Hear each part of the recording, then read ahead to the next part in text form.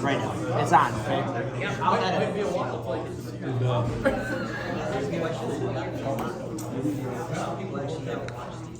Hey, I hope that you tried that special, Yeah, I can't believe you did all that. But I don't think I have, I don't feel sorry for quite right. So I gotta fiddle around with it. When you put it,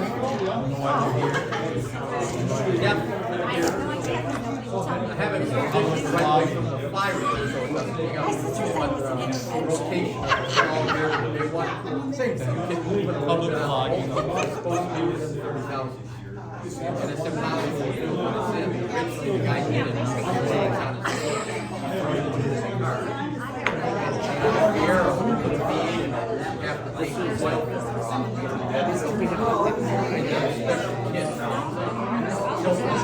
Up again. Well, it's the easy one. It's out. Celebrating graduating. Congratulations. My son, I thought this way. Yeah, okay, but you might not be able to get back when I got here. Yeah, there's no real shims for it on this one. But there's definitely okay.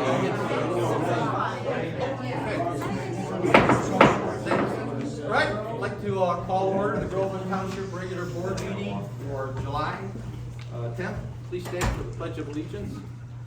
I pledge allegiance to the flag of the United States of America and to the republic for which it stands, one nation, under God, indivisible, with liberty and justice for all. Thank you. Please be seated. De Palma, Back, Yes, here. Bills, Yes. Christopher, Yes. Muzzarelli. Here. Okay, full house today. First on the item is the approval of the agenda. I know we have a couple of changes we have to make to it. Under 7, under presentations, I want to add the presentation on the car door locks, and then some additional awards we have to do. And under new business, I would like to add L for discussing the MTA quarterly session coming up in Lake Orion that we just got the notice on today, and also the repair for the electronic sign outside. Is there anything else anybody would want to add to the agenda? We have A, B, C, D, K. Oh, Oh, it's got E, F, so, I mean, doesn't Oh, matter, I just looked at the last one. K and B. Yeah. Keeping things interesting here. but. So we want E and G, so F and G. L will become F, Okay, and M will become G. all right. Just so they don't wonder why we do it when we rate the minutes, right? Okay. If there are no other questions or comments, a motion would be in order to approve the agenda with the following changes. I'll motion to approve the agenda with the following with the changes. Is there a second? F and G. I'll second it. Okay, any questions or comments from the board? If not, all in favor say aye. Aye. All opposed? Okay, it's approved. And then we have the approval of the minutes from the June 12th township, and then also fire board meeting. Questions or comments on those? I do have one correction on investment reports. Okay. It says bills, reviewed investment reports, and they are all up. It should say, instead of today, it should say to date. Oh. To Okay. date. All right. Any other questions or comments on those? Yeah, we need motions to approve both minutes. I'll motion that we approve the minutes from the June meeting for township and the fire With the, board. With the correction of to date instead of today. Support. okay, any other questions or comments from the board? If not, all in favor say aye. Aye. All opposed? Okay, they're approved. Next is the financials. No budget amendments still. That's good. So my motion is, well, then we don't need a motion. And then, Accounts payable. accounts payable, sorry.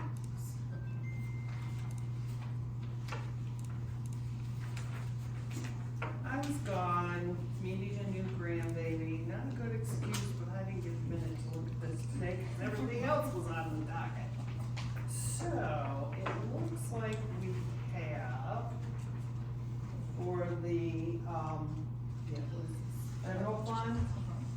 Chanel's got it here. $45,772.69. That's for the fire fund, I'm sorry. And the general fund is $494,138. And building is $273.79. And my motion would be to accept the accounts payable as submitted. Is there a second to that? I'll second it. Questions or comments from the board? Not, we need a roll call on that? DePalma, Yes. Back, Yes. Bills. Yes. Christopher, Yes. Mazzarelli. Yes. And the revenue and expenditure report, it looks to be all in order that I did look at it before I left, and nothing really changed. So I would, my motion is to accept the revenue and expenditure report and also as submitted. Is there a second to that? Second that. Any questions or comments from the board? If not, would you take a roll call on that? Back, Yes. Bills. Yes. Christopher, Yes. Mazzarelli, Yes. DePalma. Yes. Okay. Next is the investment report, Teresa. Well, the investment report shows our balances and, everything's, looks fine, everything looks pretty healthy. Oh, new interest rates finally The are interest helping rates, yes, significantly. And I also did switch a couple other things into some CDs, making almost 5% rather than just letting them sit in, like 0.2 or 0.3. They're less, I think they're 1-year CDs. So I had a conversation with Bob as to when we were gonna start needing to pay out any kind of large sums, and so that fit our, forecast, so. Okay. That's it, then, that's just the, report on it, there's no real motion required for that, so we're cruising. Okay, we're gonna move to presentations, and first, I think what we're gonna do is, Jim, you kinda handled the project on the door locks for us, so why don't you take it from this point, okay? So I invited a representative of Sonatrol to come and address the board in light of last month's board meeting. And to everybody here, what we're looking to do is to add a little bit of enhanced security with, for lack of better words, maybe it's a little dated, some telemetry, so to speak, so that we can talk to our alarms, see who's coming and going, and have essentially card readers too. And if it goes well here, I suspect it'll generalize to the fire department, new station when it's built. And last month, I was incapable of answering all the questions, so I asked Jessica to come in. And I would say, not to put you on the spot, maybe tell everybody what the system is, and then field questions from the balance of the Yeah, board. Please. absolutely. So access control is a cloud-based system. There would be fobs on the doors, and you'd have either cards or devices that go on your phone to secure the premises. It's really about keeping the employees and the people safe. It's becoming more and more prevalent in schools, financial institutions. We do Michigan State Police, but basically, it's a card system that you have swipe and everybody stays out, they wanna keep out, and everybody stays in that you wanna, keep in. It's really good for, I don't know if you guys have experienced any crazies coming in the building when they're not supposed to, uninvited guests, that kind of thing. You can also. Give the answer to that. Okay. I don't know if you've had to rekey, if there's been a lot of turnover, it saves on rekeying or changing locks in the doors. I know that this is, you have. The other problem. You have a lot of, I'm sure, secure areas of the building, that you might wanna keep locked down. So I know we had talked about doing some interior doors. And so with that, when I was actually here the first time, I actually needed to get into an office to take a look at the locks. And Jim didn't have access to it because it was locked. I don't know which of the women were off, but we couldn't get into the office for me to take a picture. So something like that, where you could unlock it and lock it remotely, to be able for other people to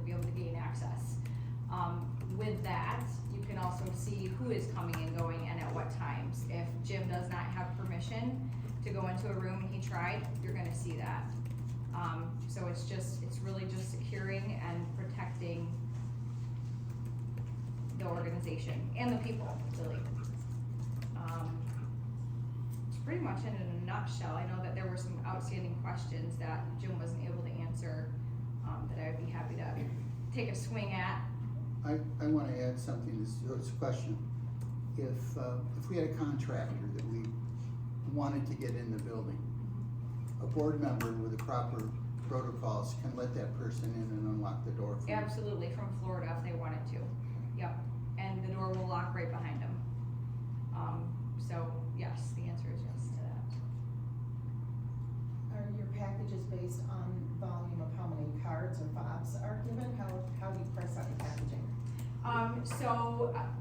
The cards are an added cost. I think you guys get 5 with the new access system. You get 5 access cards, and then every card after that is either $5 or $10. But that doesn't change the monthly. The monthly is a set rate according to how many doors you have.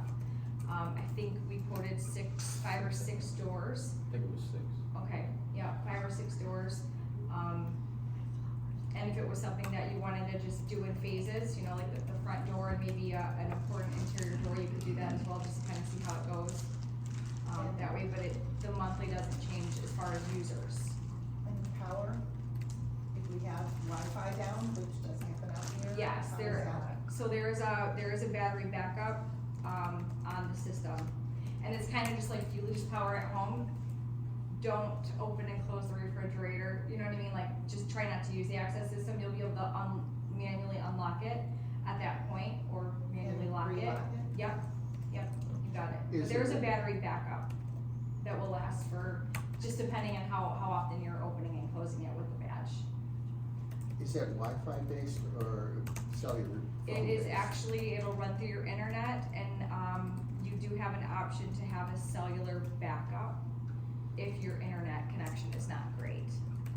Okay, well, it's something to consider. But in a pinch, if the internet's down, there's a way to get in it manually. That's probably the better game, because out here, a lot of the the cell service is really spotty. I Like, actually noticed that on the way over. Yeah, I used to be able to, on my township phone, I used to be able to get calls at home on my township phone easily. And with the last phone that Verizon gave me, that you can't answer the phone in my house. I have to go out on the back porch Yeah, and Yeah. wave it around to try and get the Yeah. signal. yeah. In addition to the access system though, Bob and Jim also spoke to me about, the intrusion system here. I understand you guys are currently with another vendor. The access system could integrate with the alarm system. Sonatrol currently has the total guards. I think you have a couple cameras in here. Those would integrate as well. And when you come in, you swipe and it disarms the system. It's as easy as that. So it's all integratable, it all talks to each other, and it's handy. I have a question. Yeah. So is this type of system set up so that the first person in the building swipes, gets in, then we unlock the door and the public comes in at will until we're done at the end of the day, and then we lock the door again? Right. Or is this type of system where it locks, and then anytime somebody comes, they have to ring a buzzer, and someone has to let them in? Yeah, it can be set up however you want. We do have places that it's unlocked during business hours. We also have places that it's locked, and there will be, a tablet or a button, some sort of mechanism at your desk that you can buzz somebody in. You can buzz somebody in right from your phone, or you can buzz somebody in from the button on your desk, wherever that may be. And they do have hardwired and wireless buttons that you can remotely unlock the door. That's just so you can keep it locked all day. Is that what you're asking? Is that what you? Well, we don't currently keep it locked all day, and that wasn't, That's that's not my goal. Yeah. That's not my goal. Okay, yeah, and that's fine. You don't have to. That's There's- why I was asking. You absolutely not. You do not have to keep it locked. You can set it on all different schedules. However Okay. you guys wanna tailor the system is Okay. totally doable. You can So- set up holiday schedules, everything. Do you have, so we're pretty much a small community, you know, do you have other small communities about our size? We do, actually, Mount Morris, Mount Morris I feel is about the same. We just installed an access system over there at the city of Mount Morris. We deal with a lot of small businesses, and small churches. I can give you a list of companies, I can't get right off of my head, but absolutely, yes. Yes, we have businesses that have one door and it's the front door and that's it. We've had a history of having to change the locks here, I think, 3 or 4 times since I've been here, and somehow in the last one, I didn't get a key code to half of them, so probably when you came, we couldn't get in our offices because my master didn't work on it anymore. Yeah, that's another thing with the system, you know, if the ladies or gentlemen are coming in, they wanna come in early and they're not a key holder, you know, if they wanna get something done early, they have access to come in, or they wanna stay late, they have access to do so, not necessarily, you know, be a key holder, like back in with the old keys, so, it's convenient for that as well. Any other questions? Kevin? Does it record when you leave? There is a system that does record when you leave, but that requires training the employees to swipe out, and that does not always happen. That's it, so no. I mean, if you wanna create the training to make sure that your employees are swiping out, but absolutely, I deal with BLM America and Novi, and they're currently undergoing that, and it's been quite a process, but yes, we can put a card reader on the inside of the door. Turnstile. Yeah, you have to basically do that, but there would be a card reader on the inside of the door, they'd have to swipe when they leave. Kevin, last time we talked about this, didn't we say we're gonna have to have that in the new building, right? We wanted to add it for Yeah. fire. So department, too. if you go with this system, obviously we'd piggyback and add it to the 2 other stations. Okay. We were looking at them, and I don't know if we found one that we liked or not yet. It was on a back burner. Well, we're gonna need 3 bids anyhow, so whatever you were looking at, the information would be welcome. Jess, on this exit system, gonna be set up to bitch at you if you close the door and don't swipe? Then there'll just be no record of that person leaving. I guess I didn't understand the question, or maybe I didn't hear you right. Well, I'm trying to see if Kevin's request can be made to work. So say I walk out, but I haven't swiped, can the system beep? Okay. What I was looking for is for payroll purposes, if you came back for a call, when you swiped in, and then you swipe out, it would tell me, okay, they were here for this call, or if you just swipe in and you don't swipe out, you know, it's not as effective, basically. But, I mean, I don't wanna make it a complicated system, I mean, we have a system in place now. I mean, we absolutely can accommodate that as no problem. In fact, you're talking about using it as a time clock as well.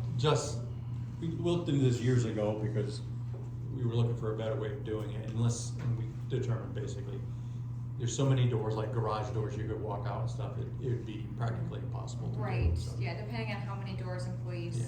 So like in a place like General Motors, American Axle, you have to swipe out because you have to go through a turnstile, you can swipe in and swipe out. Correct, so. or they're also using that as a time card if they wanna get paid, but you know, they have to be swiping in and out. Anybody else? Anybody in the I don't have, audience? I forgot to grab that. Did you have the original bid for what the price was on that? I'm sure I have it in my emails. Well, I have it. Do we have any other questions, or do we wanna make a motion, or what, this Well, time? no, we are. No, we We have have to- another Okay. motion. We need 2 more bids. That's what I'm asking. We'd like to have 2 more bids. And I have, Guardian Alarm is coming in the morning. Oh, okay, I'm sorry, there's some more. And what's your name again? My name's Jessica. Jessica. Thank you, Jessica. You're welcome. So just one comment, if you're concerned about people coming in and going, keeping track, they do have pass cards with RFIDs in them, you know what RFID is? So they can monitor if you pass the reader. Magnetically it reads. Yeah, and the computer will track, it's called RFID pass Yeah, cards. and that might be what he might end up needing at some point in time, but we're not looking at it for Yes. everybody that So comes there in are around here. Bluetooth readers that, Yep, yes, that can accommodate Yeah. that, rather than, I was just gonna chip everybody, so. I mean, that's the way it's going, right? we'd rather just watch it, but those But yeah. turnstiles are very, very expensive. Oh, I don't want them. Yeah, and you don't want that. Yeah. Yeah, run into the fire truck would not work very well. Hold on. Response time used to be 6 minutes, it's 38, right? Okay. All right, well, if nobody has any questions, Jessica, I think what's gonna end up happening is we'll wait for this third bid, and we'll make a decision if indeed we're going to, and somebody on the board will get a hold of you, and let you know one way or the Yeah, other. sounds good. Nothing Thank you, else? Jessica. Thank you. Thank you very much. Okay, next, we're gonna do something that we haven't had happen here in a while, and I think it's long overdue. I will say this, I think I am so pleased in general with the staff the township has, in the fire department and in the township office. And I don't know if people realize it, but we really have a very dedicated group of support people here that make things happen in a very congenial and cooperative way, and it makes a difference in how things get done in the township. It pays big dividends, and a couple of months ago, we had several of them complete some key courses in instruction, and unfortunately, because this is the summertime vacation schedule, it was hard to get all of them here until tonight, which is why you ladies have to be here. Okay.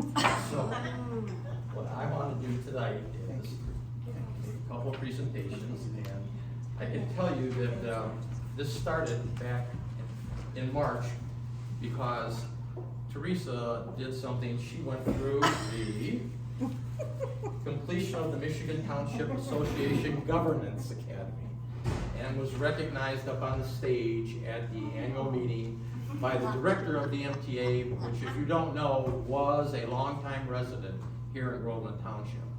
Neil Sheridan lived in Groveland Township for many years. He kind of still considers this his home in many ways.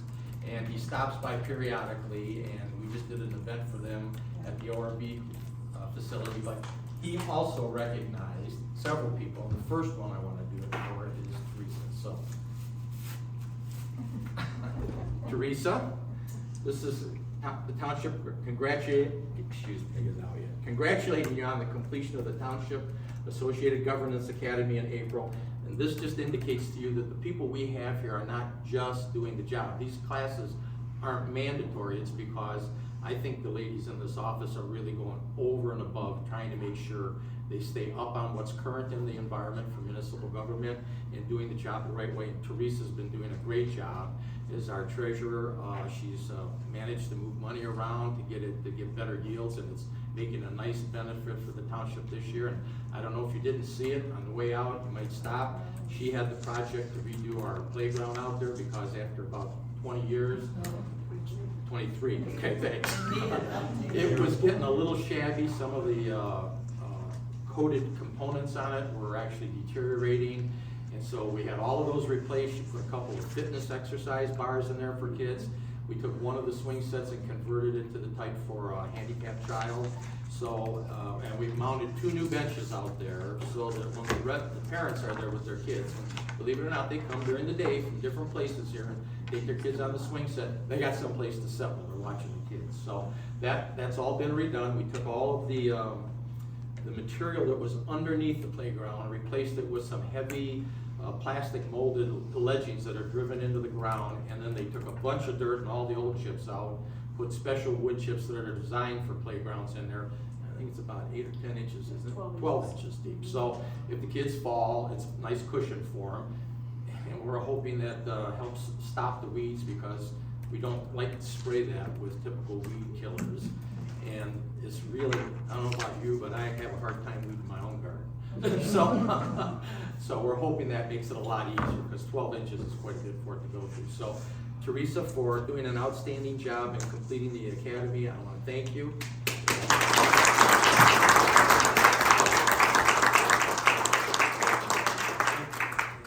We're not done yet. If you looked in that picture, you would have seen Janelle Keller in there, because Janelle did the same thing. She was up on the stage with her. Come on here. Am I supposed to go back here? Oh, okay. Yes. Get But this is also recognized again by Neil and all the people that are at the Township Association, because if you don't know it, the Michigan Townships Association really represents all 1,240 townships. So they're our voice in legislation and do a lot of lobbying for us to try and maintain local control in those things. So Janelle, who is probably just one of the happiest people I've ever met.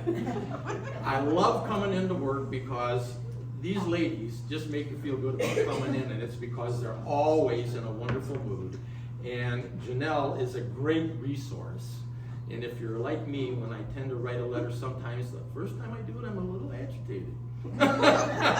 So I sat on it for a day, and then I asked Janelle, can you take the heat out of this for me? And she does a lot of things. She's also working on trying to help bring the internet services in here. You know, there's a lot of government studies, and we hope a lot of money floating around on bringing internet services in. So she's kind of the go-to for all of the project on that to see what we can get out of that as well. So Janelle, thank you for everything you do.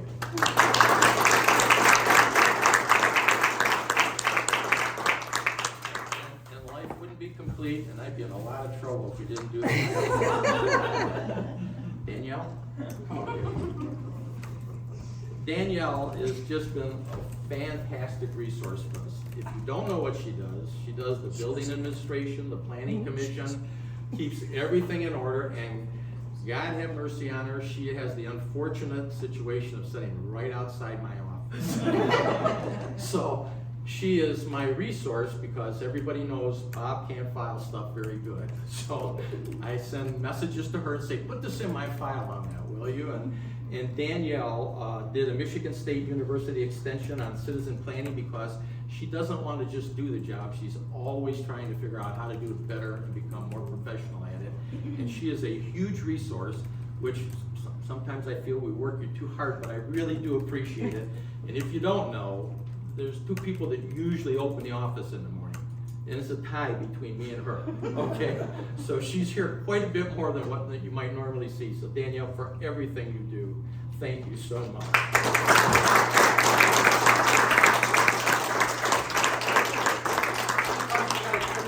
We're gonna take a little break here. We got a cake in the back. Everybody's welcome to have a piece of cake. We'll take about 10 or 15 minutes before we get back to the event, okay? Okay.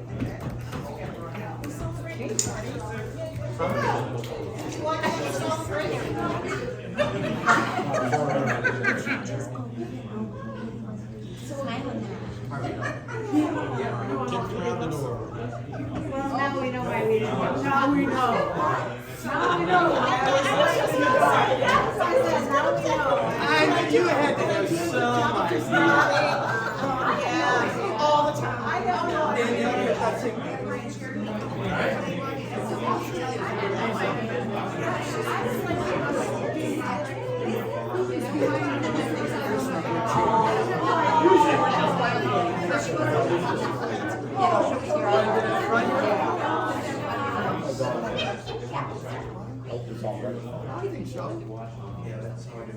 Danielle?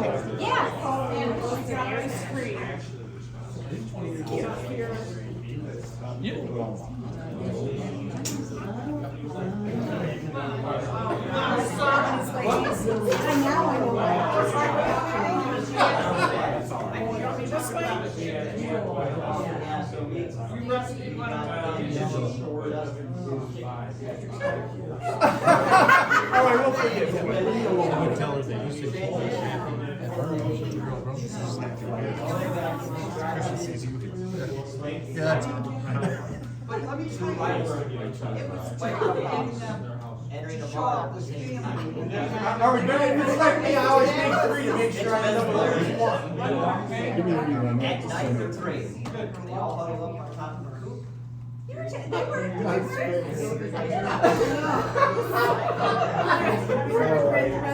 looks great. That's great. Perfect.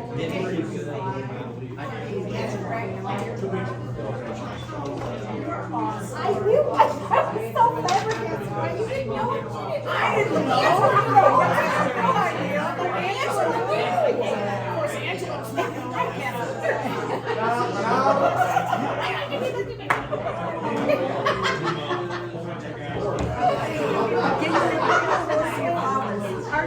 Tom's sister? I am. Oh, okay. All right, I'm Teresa. Nice to meet you. Nice to meet you. My husband's Scotty. Hi, Scotty. And Emma. Hi, Emma. Are you one of those school teachers? He's turning out better. Oh my It's God. getting better. We pray for Deacon all the time.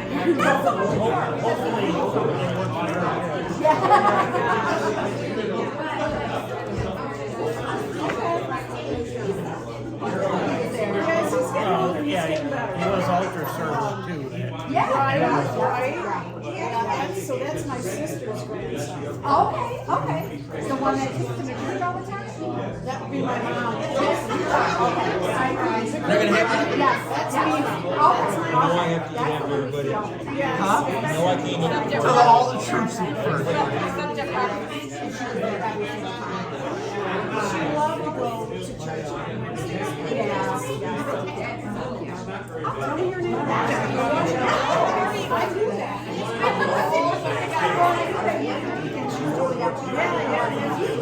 It was so funny the day that when I figured it out that, you know, there was a day that whatever play it was, I think it was like a year ago, the time that my dad's funeral was. Was it love? Okay, yes,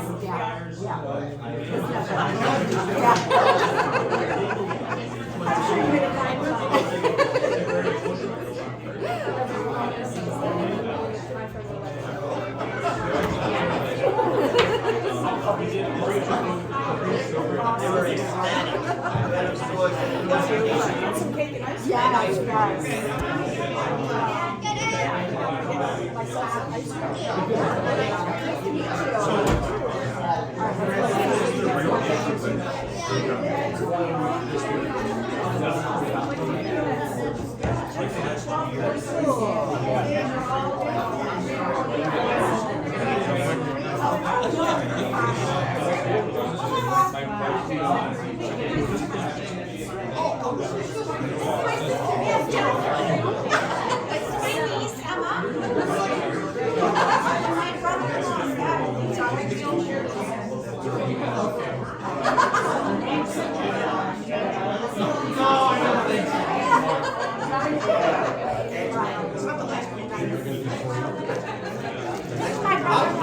I'll come.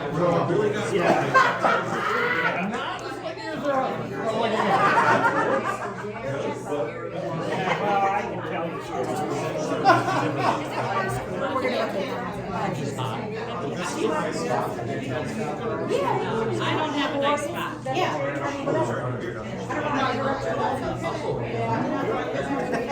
One that's for later.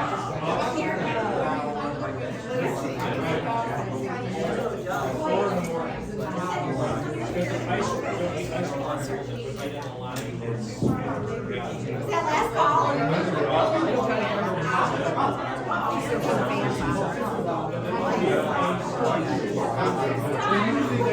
Last call. Okay.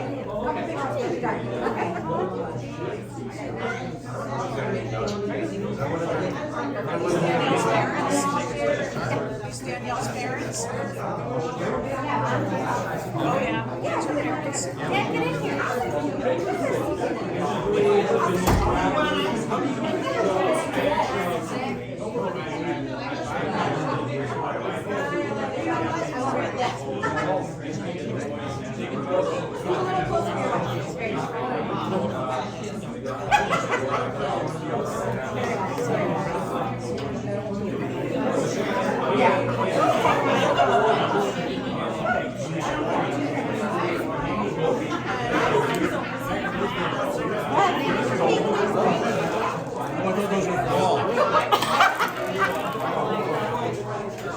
There you go.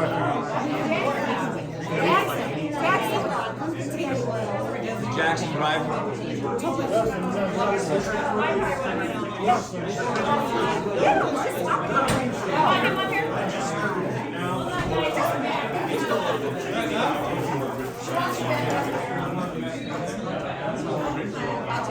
Okay.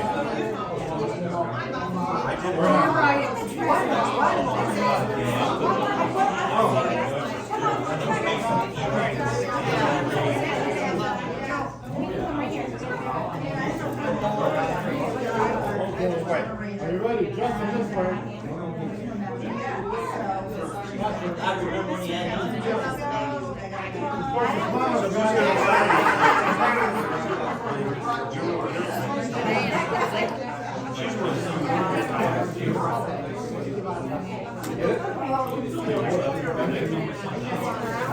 I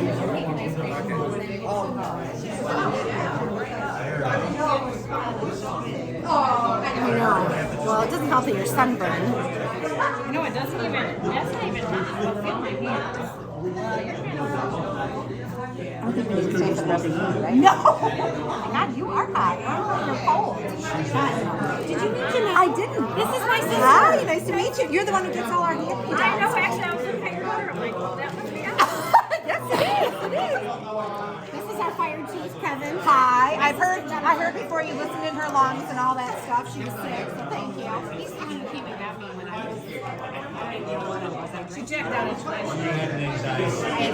Oh. She basically came to pick me up and stuff. I don't remember it, but he has lots of stuff. Yeah. She's good now. Well, I can tell you some stories. Oh, I bet. I bet.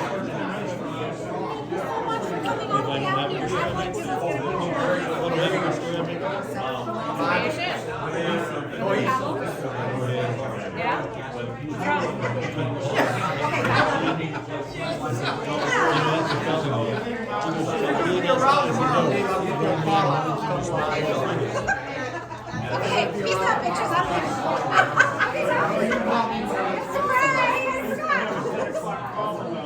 I still can't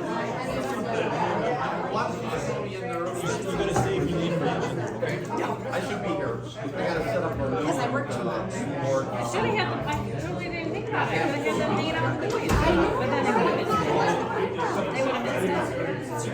There's a bunch of money going around trying to do it. Alright. All that I saw. I didn't stop anything. So like these will have to do something. Yeah. Well, now there's. all those things I said. No, no. Don't listen to it. Remove, delete. Do we must have another presentation. Whatever they need. High-speed internet. Comcast wanted 60,000 cable TV in my house. Makes a little bit more sense.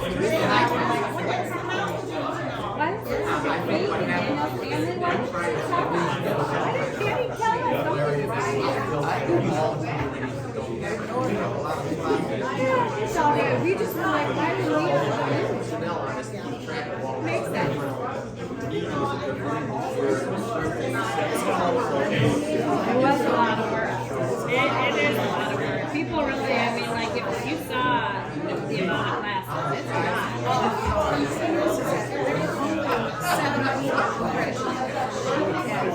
Yeah, 7. And we were 2. The whole state.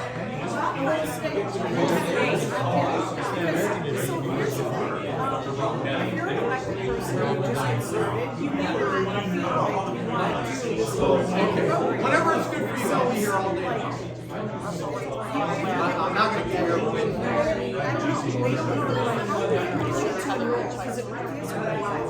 I have a long one inside of now. I caught him at 0. And I said, can you pick it up? Yeah, it's 500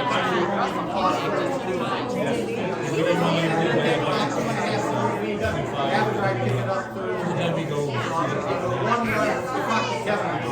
I'm gonna try one more thing tomorrow.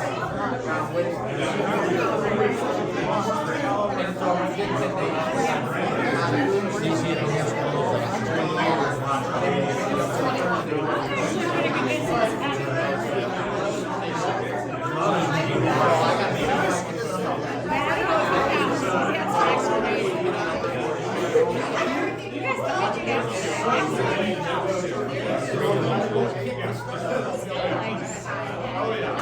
We're averaging 3.2 a day. Nice job, man. I'll say, by the way, you're not I did not say that at all. Bye, Danielle. Take care.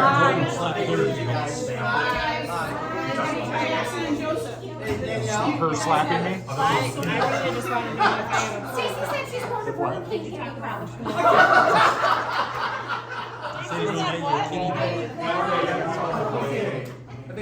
go, right? Okay, thank you, everybody. We'll get back to the meeting now. I appreciate it. We haven't had that happen in a long time, and the ladies deserve the recognition, so thank you. Moving on the agenda, the next item is public hearing. There's nothing under that, and there's nothing under unfinished business, so we're gonna move right to new business, and there are several items on it. The first item on the agenda under new business is to discuss the Renaissance Festival use permit. And for those of you who don't know, we videoed for YouTube the entire last meeting, so it had Chip's presentation of what the Renaissance Festival is gonna do. I'll try and give you a brief synopsis of it. The major differences this year are that they've reconfigured their parking system and put much significantly more stacking roads in the parking lots so that they can get the cars off the road faster. They've hired a professional parking company, and in the past 2 years, they tried using really what was, I think, a charitable group that would do it to raise money. And the problem with that is, when you get a really nice weekend, they decide they don't want to come in and work on the charity, and that left them really short-handed. So he's committed to a contracted number of people from a professional service that's done other events. They've extended and reconfigured the parking lots to put several miles of stacking lanes inside the parking lot. They're making some modifications to the main entrance over on Perryville. And they've also, if you've probably seen it in the Citizen, I know you guys covered it for us, I just read that this morning, they are eliminating putting out the premium or promo tickets that they give for the last 3 weekends, which are always, historically, the 7 weekends, it's the last 3 that are always the worst. And about, I think it's about 75% of the tickets that they give out, roughly 30,000 tickets, get used in the last 3 weekends, which are big weekends anyway, and then when you add those tickets to it, it really adds to compounding the problem. So they're not giving any tickets out for the last 3 weekends. In addition, we're not getting any tickets this year. If you didn't see that, just so you know, so we won't have any at the township. And we'll see what kind of changes this makes. There's some other additional things they did on some of their website notifications. They're going to charge for parking in an effort to try and get people to combine personnel in the cars so that there's not as many cars. Those are the bulk of the things. At the last meeting, if you watch the whole thing, I think it was about 2 hours on the video on YouTube, and it's still running. We asked for two things still had to be finished, I think. One of them is they have to have their contract for the medical service, I think, by tomorrow. That's what it was. I don't remember hearing that, Bob. Well, I mean, you have to have your medical contract in place. If you want Groveland to do it, it has to be by tomorrow. And the other issue is we need electronic drones flying over the facility, and I think that's going to be good for both the Renaissance Festival and the township. And so I need to see a contract from a vendor who's gonna be flying it for you.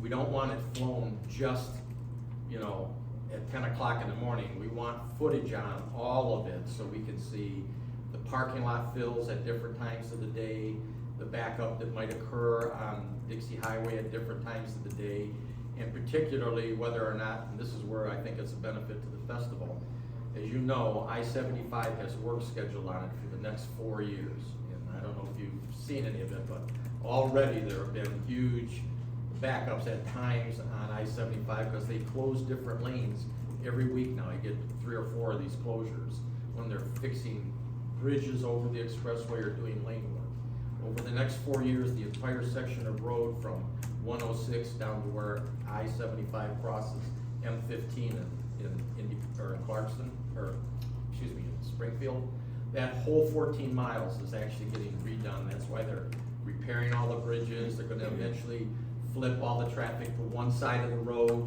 and then they're gonna flip it back to the other side of the road. And thank you, Crystal, for giving me the heads up on that first, so I could get a hold of the MDOT project manager on it.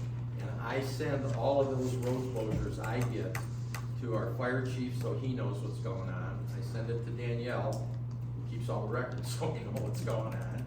I send it to the chairman of the planning commission, and I send it to Chip Schultz so he knows. The issue is MDOT does not approve any of those changes through through us. Normally, I wouldn't even know if Chris hadn't told me, and we got a hold of him. I feel pretty good that the person that they hired as an outside contractor to manage the I-75 project is a fellow that works for Fishback, the consulting firm we were using when we were looking at all the problems on the festival for the last 2 years. So he's well aware of what happens at the festival. Our hope is that they will try and minimize the impact, but the big question is, we just don't know what MDOT has scheduled all the way out that far. I did these closures a couple of days before they start taking place.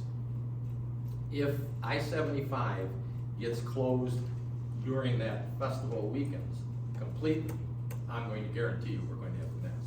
There's just no way to take all of I-75's traffic, put it on the 2 lanes of Dixie Highway and not have mass congestion. So I can't tell you what's gonna happen because we really don't know that far down in the schedule. And MDOT generally doesn't ask us about projects, they just do it. I'm lucky I got them to tell us when they're doing them, so we know. But I think the benefit of the festival will be if in fact the closures on I-75 on those key weekends are bad, it will show whether or not the problem, I think, is within the changes made to the festival's parking and routing and staffing, or if it's because Dixie Highway got closed. So we're pretty optimistic that the changes that are being made should be a significant improvement. And we're hopeful that they don't close I-75 completely and reroute all the traffic, but no one's gonna know for sure. So over the next 4 years, it's gonna kind of be a catch-22 till we see what happens.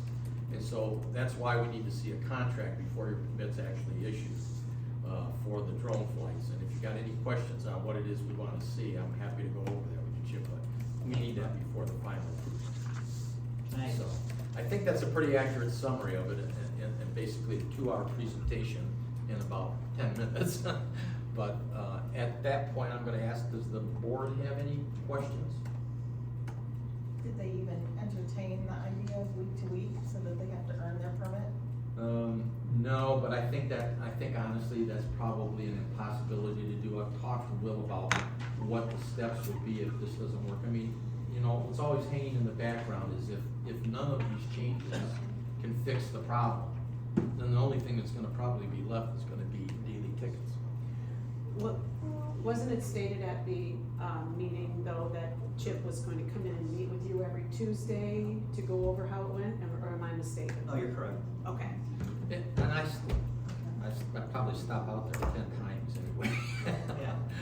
So he usually knows when I'm there, but the problem is, as you know, sometimes when something happens in the midst of a massive jam of traffic, people will say, well, somebody was doing this and they shouldn't have, and it's fine, but you can't fix it at the minute. So the reason for the drone is to try and have some video, objective video record to tell us what actually happened and see for ourselves what do we think the problems are if they still exist. Do you guys still have the app? Yes, ma'am. Okay, and will it be properly used this year? I hope so, ma'am. Okay. There's some changes in the signage and stuff too. Correct.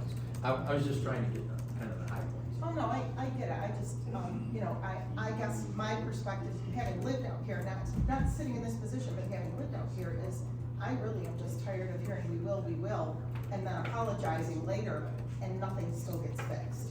And I want to see it fixed. Oh, absolutely. So, I wrote something, because I wanted to make sure I said what I was gonna say. So, I thought through this a lot and reread the ordinances, because I've read them in the past, but I reread it specifically for this special use permit.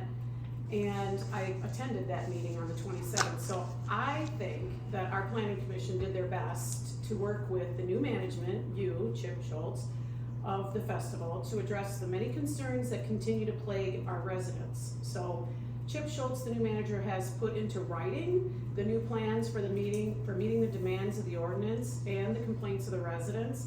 And I know that there were several residents here that Chip addressed specifically. He answered all their questions.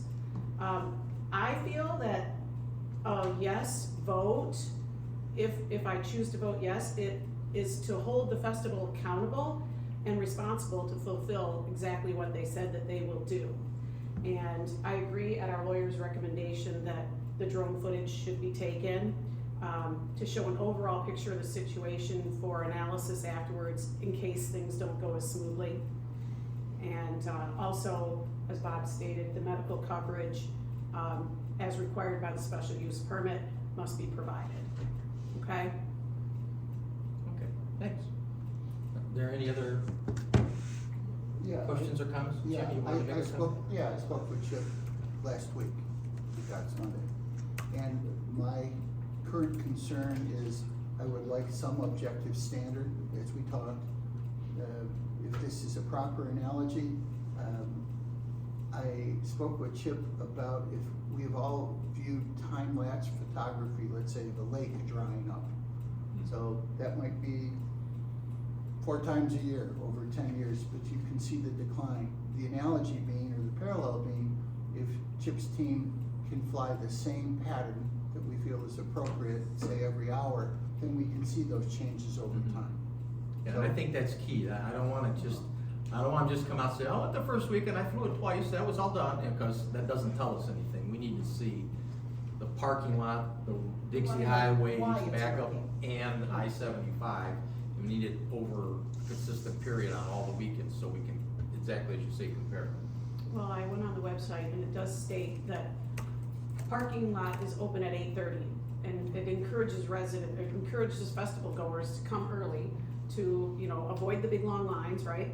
And to show up early. So if the parking lot's opening at 8:30 in the morning, then we should entertain the idea of drone footage starting about then and going until the end of the day. About 8 o'clock.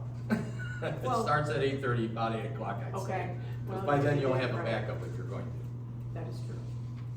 Okay. Okay, any other My questions? only question then is if there is a violation of an ordinance, what leg does this board have to stand on in the middle of everything?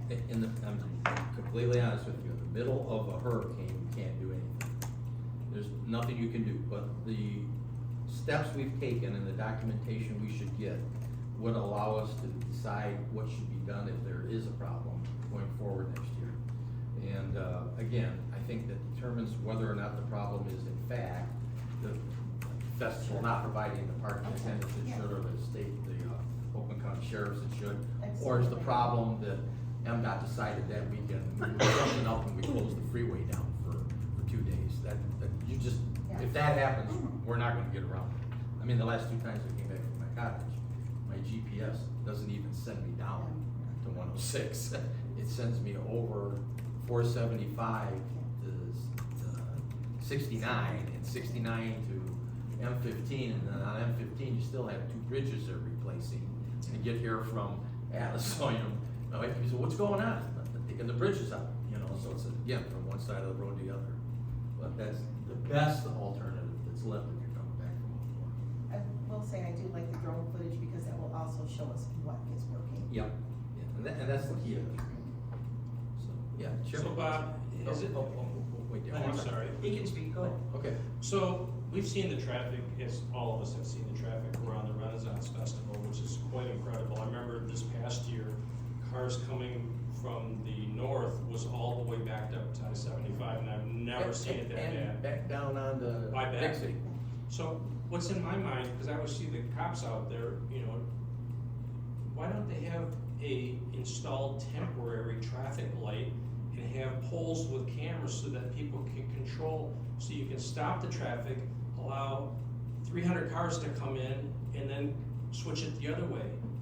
Better traffic flow, because Well- it, you know, to see the officers out there waving people in, seems to be kind of crazy. Well, what they've done though is they added another outlet from the I south see parking that, lot. yeah, I see that. And they changed the use of that during the day. The biggest problem has been, it actually going in and out isn't that bad if you can move the cars in there. The problem's been they get jacked up or backed up at the entry to the It's a facility. bottleneck. So Right.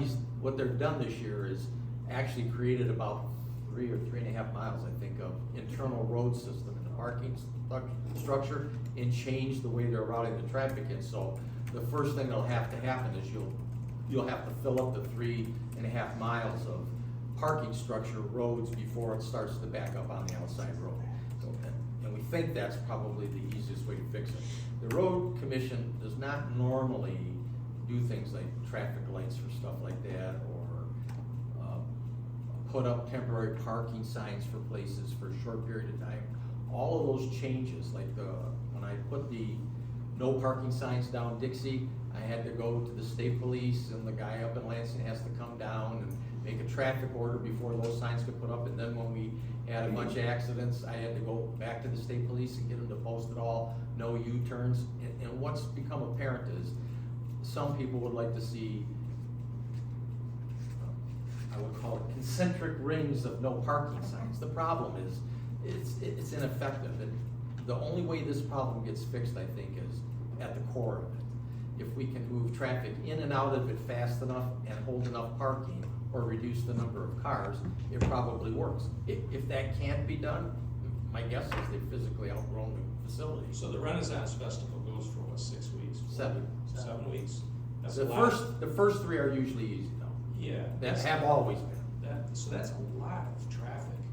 And if that was a business or a government, they would have, like on a day-to-day basis, which is not, you would have traffic control out there, because right now you don't have any lights. You're right, but they won't do it for 7. So they won't put lights up and then make them yellow blinking, except for the 7 weeks? And I doubt that would fix it, and it's really always been the last 3 or 4 weekends. It's It's just never been the first 3. Oversupply of people and. It seems like if the daily attendance gets up around 30,000 people, whatever the combination is, how many of them are and how many cars, Yeah. that's when everything gets kind of melted down. You can see over the history, because we get the the head count from them daily. When they get 18 or 19,000 people, stuff usually works great. When it gets up around 25, it gets pretty iffy. And when it gets to 30, it's just a mess. So hopefully by peeling off 20-some thousand tickets that they're not getting in those last 3 weekends, and we used to get a bunch that we gave to people at the township office, you'll reduce the traffic load on those last 3 weekends enough that the normal traffic looks like it would fall within the parameters where it works. When you add the stacking inside, it should work. And some additional signage and things they're doing, and we've changed the language that they put out on some of the signs. But you're right, if none of this works, unless we see some obvious easy fix, it would eventually probably get to the point where it has to be daily tickets. And I understand they don't want to do that, and but that might be the only fix, and that's why we need the drone footage to see what's actually working and not. Okay. Chip? So there was 2 things. Just so you're aware. Chip's the kind of We the have facility manager. been talking to a drone pilot that is actually one of the sheriff's office drone pilots who will actually be off work during the festival. Is going to come out and perform that task of Okay. drones. Okay, when you sign that, will you have I'll a get meeting with something me right. and you and him, so we're Absolutely. together on what we're And doing? we've already discussed, as you pointed out, it's gonna be, we were thinking 9 AM. We don't normally get traffic before. Okay. I thought you were opening the parking lot before. The parking lot open, well, the parking lot's open 24 hours a day, so anyone can come in. and park. Yeah, but I mean, you advertised at 10 o'clock, I'd didn't have you? to go and take a look, that might be something they've added, I haven't seen it yet. Because I think you advertised it at 10 before, because I had gone down to the fire station Yeah. at 10 and said, oh, we're already past the backup point, you know? Well, I just looked at the website, that's all, and the No, website which says is fine, maybe I just haven't looked at It's that fine. hard for this I think number, it's- but we'll figure it out, we're gonna have some good time. Ms. Mazzarelli, your ordinance calls for a financial, payment in case we do violate any festivals. Which is nothing. You're absolutely compared right. to- Yeah. But it is, Yeah. If But it's it's violated not, this yeah. year, I'll Yeah. guarantee you the planning commission will Yeah. change that number. That's absolutely. not gonna, I- that's not gonna make an impressive hit no. to get results. I'm just gonna go with that, we have a nice year and the changes I we hope- made are. I hope so, I hope this works, but You and me both. again, I've been here too long to know that it's, yep, we'll do I that. have to.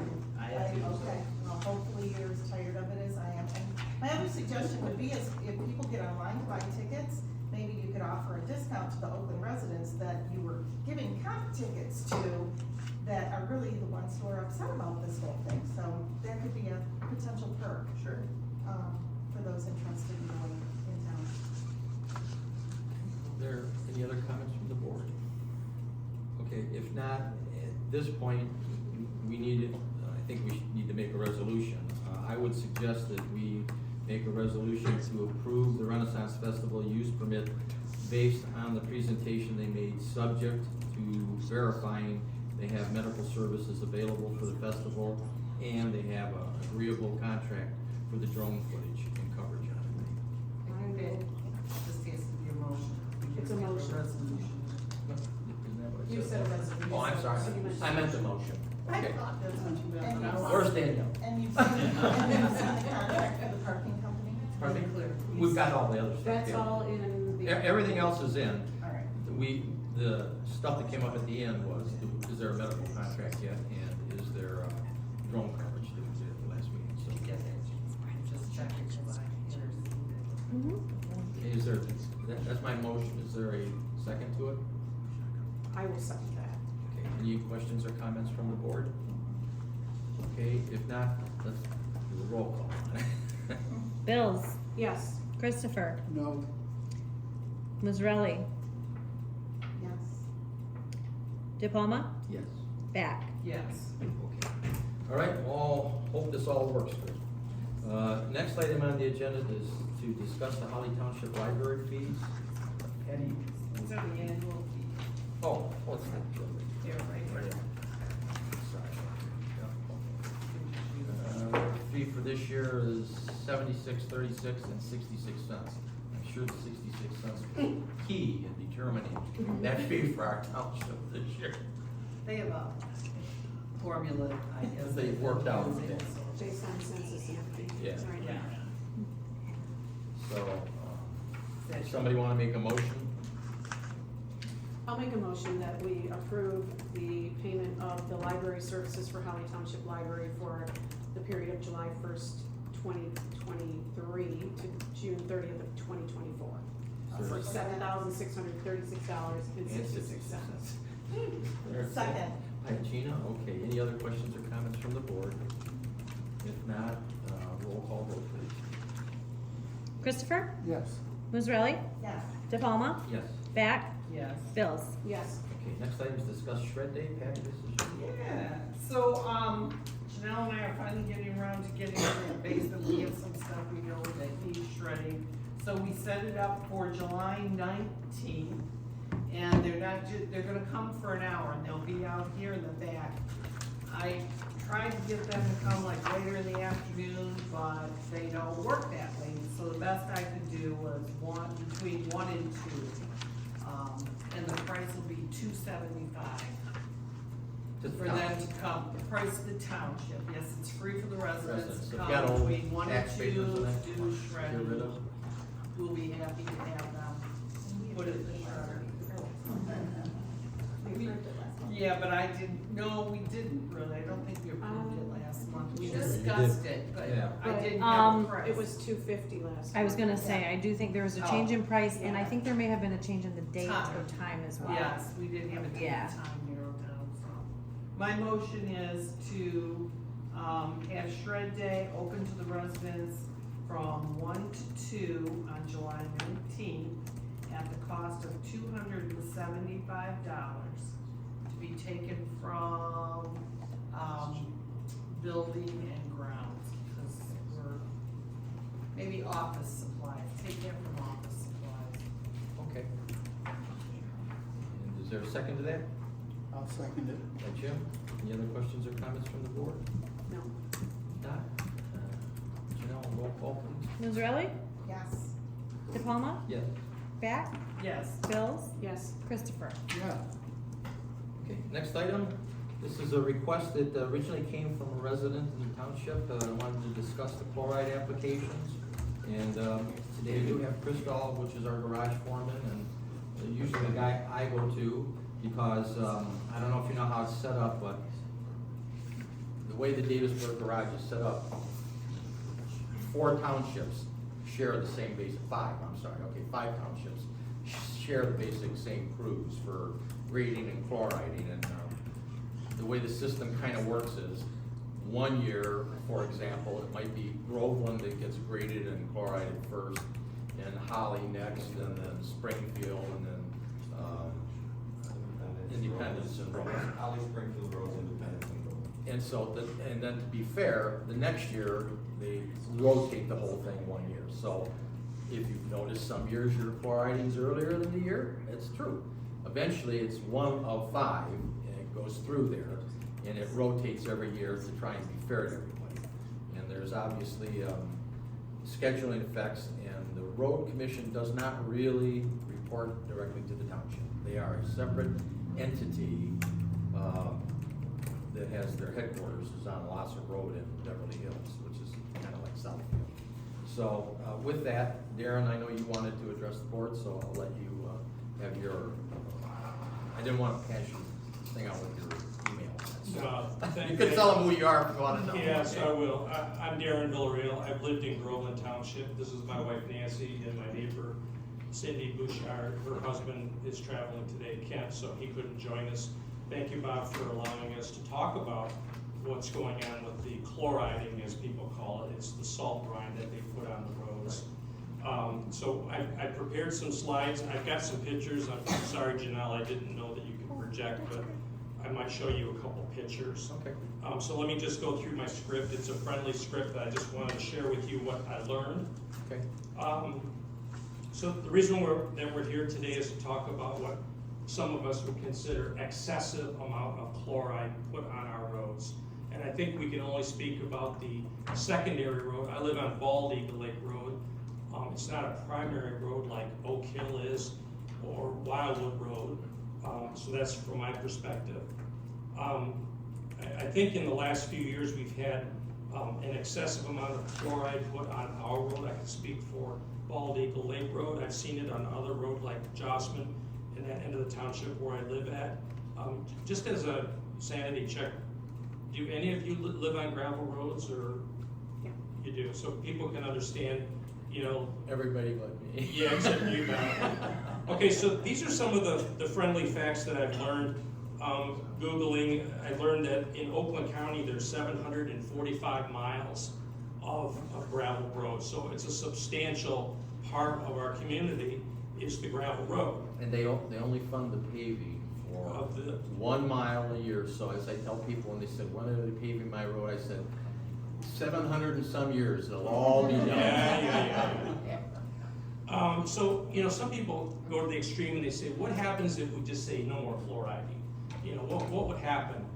If you've ever been to the far towards Brandon on Bald Eagle Lake Road, I don't think they chloride that road much.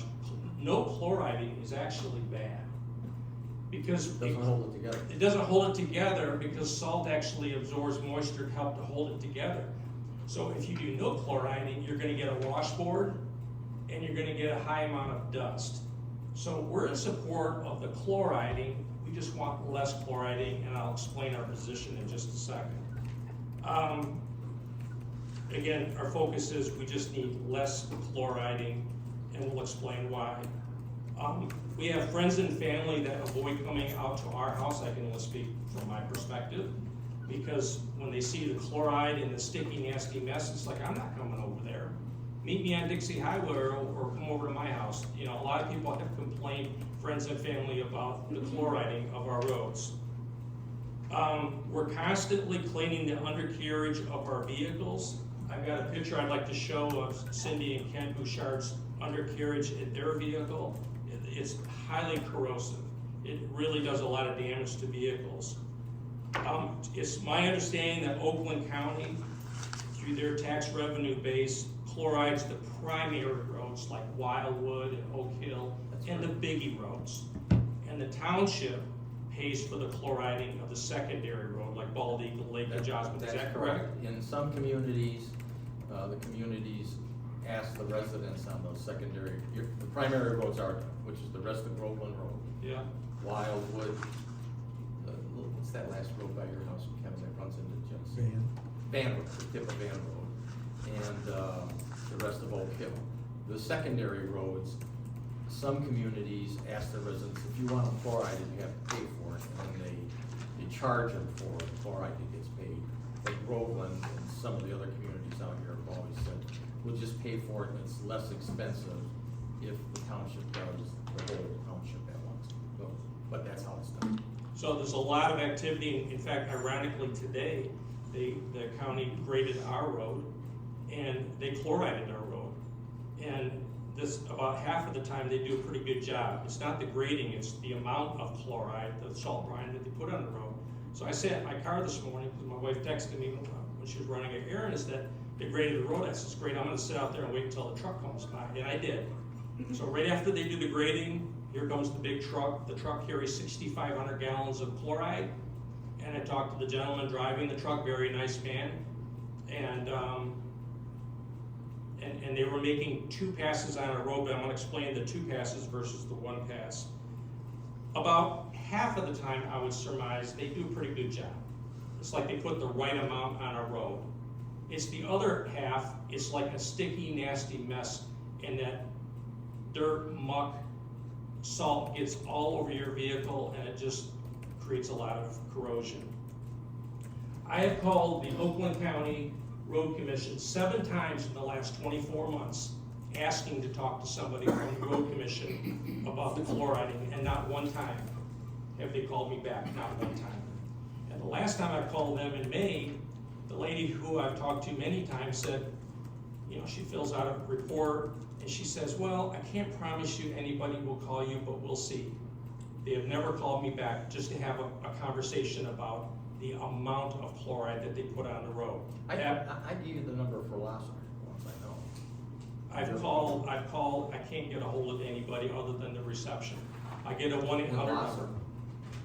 No, the phone number were the headquarters of the road commission, Gloucester Road, Beverly Hills. I did.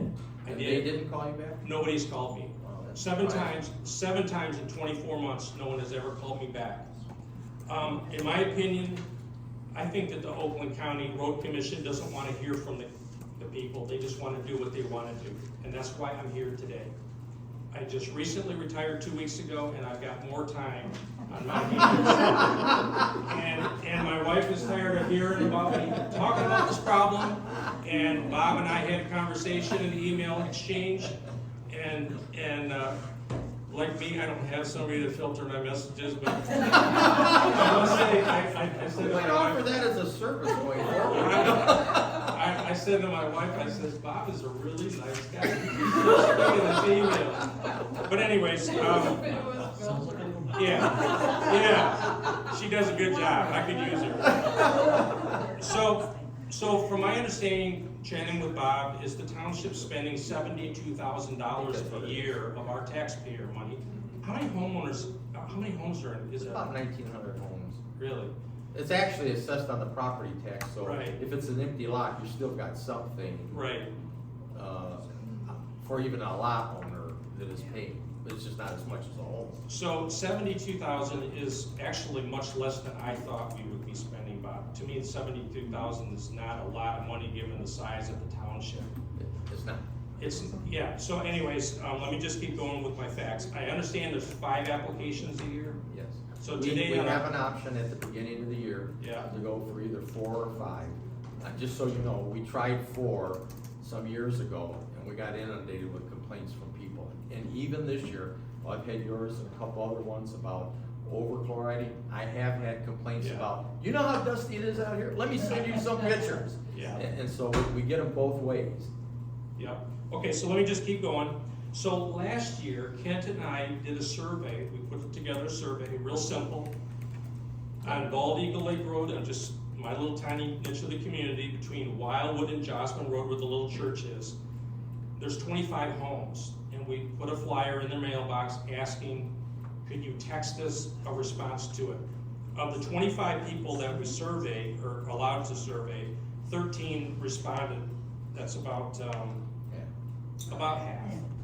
So that's pretty good for par, I think.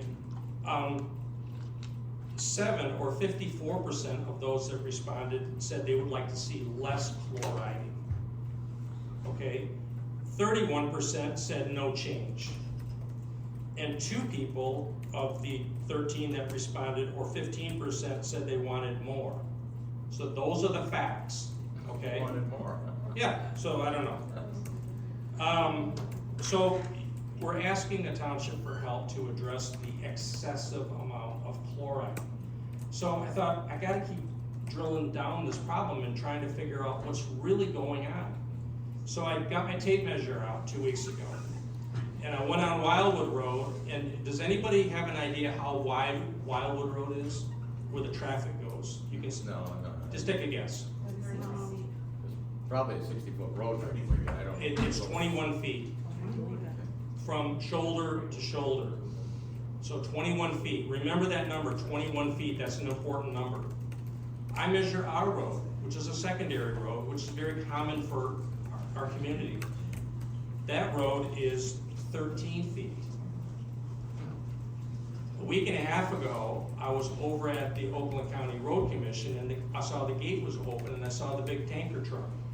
So I drove in there, I saw one employee on the far side of the parking lot. I didn't do anything wrong, the gate was open. Shoot me, shoot me, really, just shoot me. Well, sir, I'm just correcting. Okay, the fact. so I went to the tanker, there was nobody to talk to, I went to the tanker truck. 8:30 at night. I went to the tanker, and it measures 8 feet. On either side, there's another extension. So 8 feet plus 3 feet of spray is an 11 feet. When the truck goes down our road, it's spraying 11 feet of spray on a 13-foot wide road.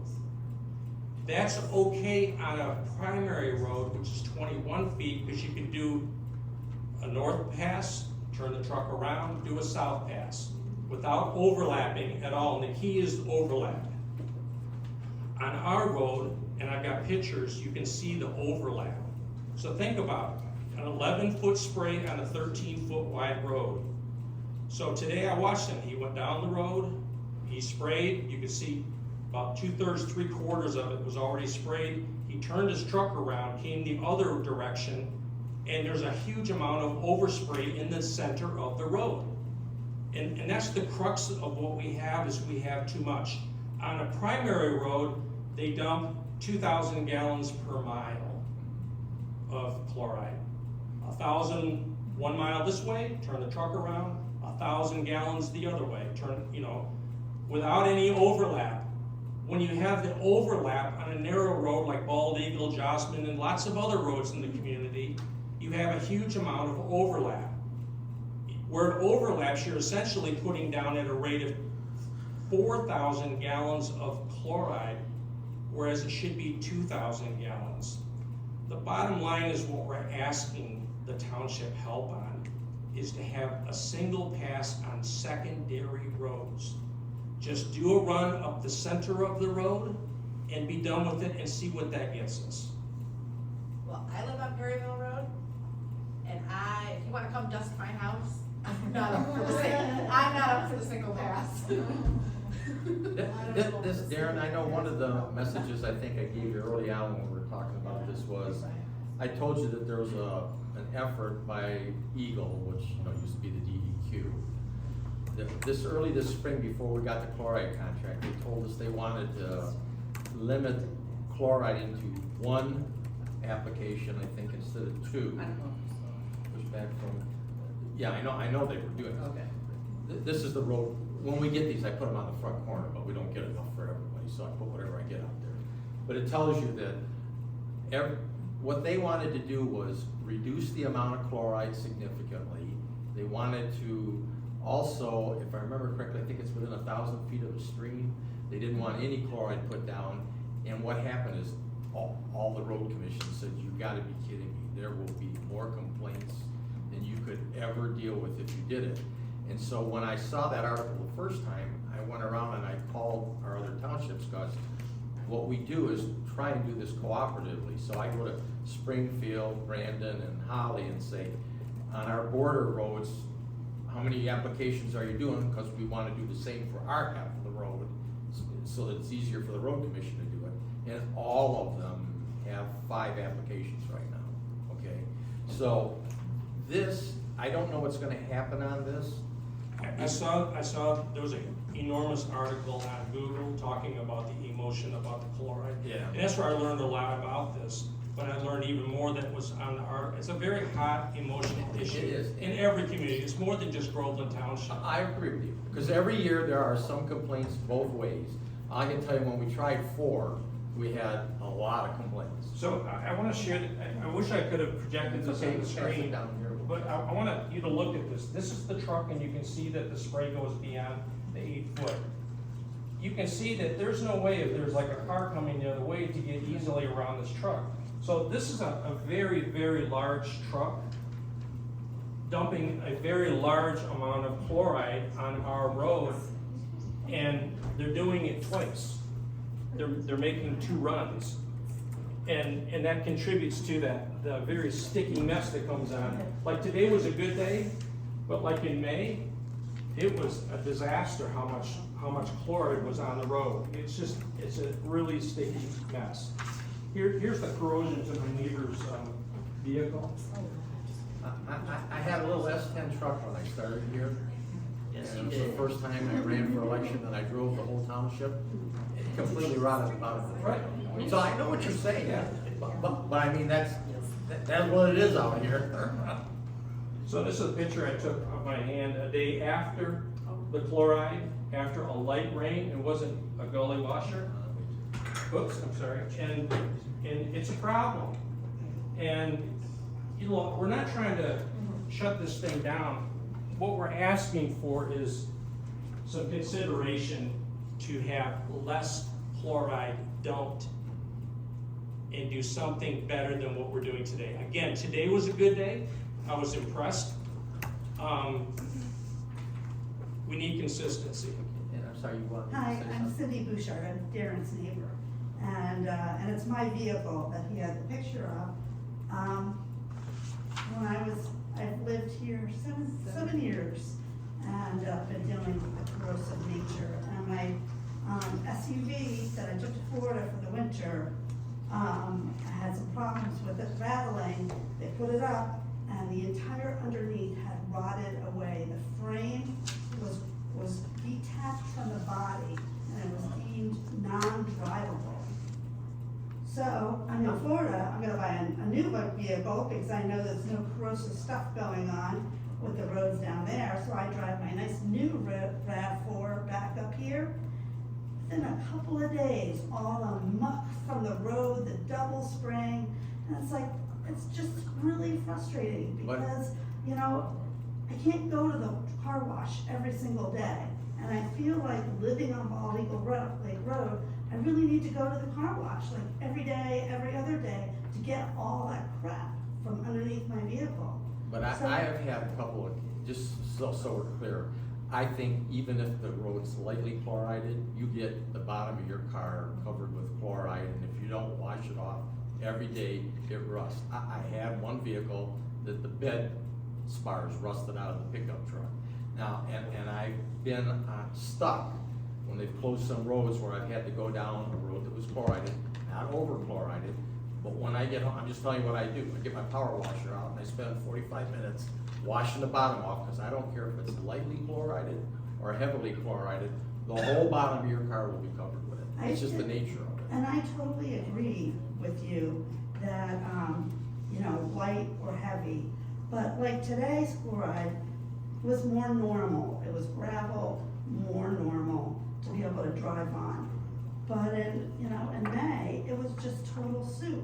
And yes, it's my responsibility to take my car to the car wash, get it cleaned underneath, the power washer, it's all of that. But if we could just do, as Darren's suggesting, one application and not turn it into soup, especially in the spring. I mean, it was wet and raining, which made it even worse when they graded, and then they sprayed the stuff. It seems to be worse in the spring, and It's probably always because of the potentially weather. there's higher Sure. rain, yeah. But look, people are not stupid people. They know what they're doing. And they need to be more considerate to the people in the community. You know, I can't control what the county does with the primary roads.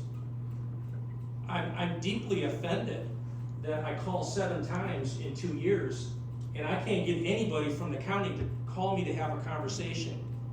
And when I called the last time, I talked to the lady who recognizes my voice at this point. And she says, Darren, I'll fill out the report, I'll submit it to my leadership, but I can't promise you anybody will call you. What that tells me is their leadership has told her, screw Darren. He keeps calling about this problem. And Darren's not gonna go away on this issue. I promise you I'm not going away on this issue. And look, I've done my part. We talked about it. We canvassed the people on our road. And the majority of the people said we want less. I don't know what else we can do, but this is insubordination. If you paid me, the township paid me to wash your windows, now that I'm retired, okay? and I said, Bob, I'm the best window washer you can find for $100 an hour, okay? And I came out here and I started washing your windows, and all of a sudden you start seeing your plants in the front die. Knowing you, you're not gonna just stand for that. You're gonna call me and say, Darren, what chemicals you put in there? Oh, don't worry about it. Are your windows look good? Yeah, my windows look good, but all my trees are they're dying. You know what you would do? You would fire me, or you would say stop and stop. And the difference in your sample, just to be honest about it, would be, Yep. that would be our windows, our contractor doing our windows. Right. And in this case here, what I'm telling you It's is, the there's a county. reason why the road commission is a completely separate autonomous I organization. understand that. I have a very good relationship, I think, with the management there, but I haven't got the ability to change their policies or procedures. I don't know what's gonna happen from that Eagle request, and I'll be honest, if that goes through, I think we're going to have more complaints on roads and absolutely no way to fix them if they make them cut back that much on the So chloride. our tax money, my tax money, is being paid for an excessive amount of chloride. Well, and we tried using another vendor in the past when I Well, first got here. I'm not suggesting a different And vendor, Bob. they do it basically the same way. The problem is it's harder to coordinate the grading with the chloride application. It works much better when we're with the road commission. So I don't know, at this juncture, I hear what you're saying there, but Chris, do you wanna comment on any of this? Sure, where would you like me to begin? At the beginning. Well, I'll preface a little bit to introduce who I am and what I do and where my background is. About 15 years in the road builders. Prior to that, well, actually 2 large paving corporations. Moved from Illinois up here to Michigan. Married a great person that brought me here. Grew up on Perryville Road. So I know the roads. Spent a few years in the maintenance workforce and was fortunate enough to be promoted to a foreman. I spent 11 years in the Oregon garage, maintaining 4 or 5 townships there at any given point. As Bob was talking about work orders, as we call them in Oxford Township. Oxford Township did work orders, residents paid for a portion. We called it the checkerboard effect. They did.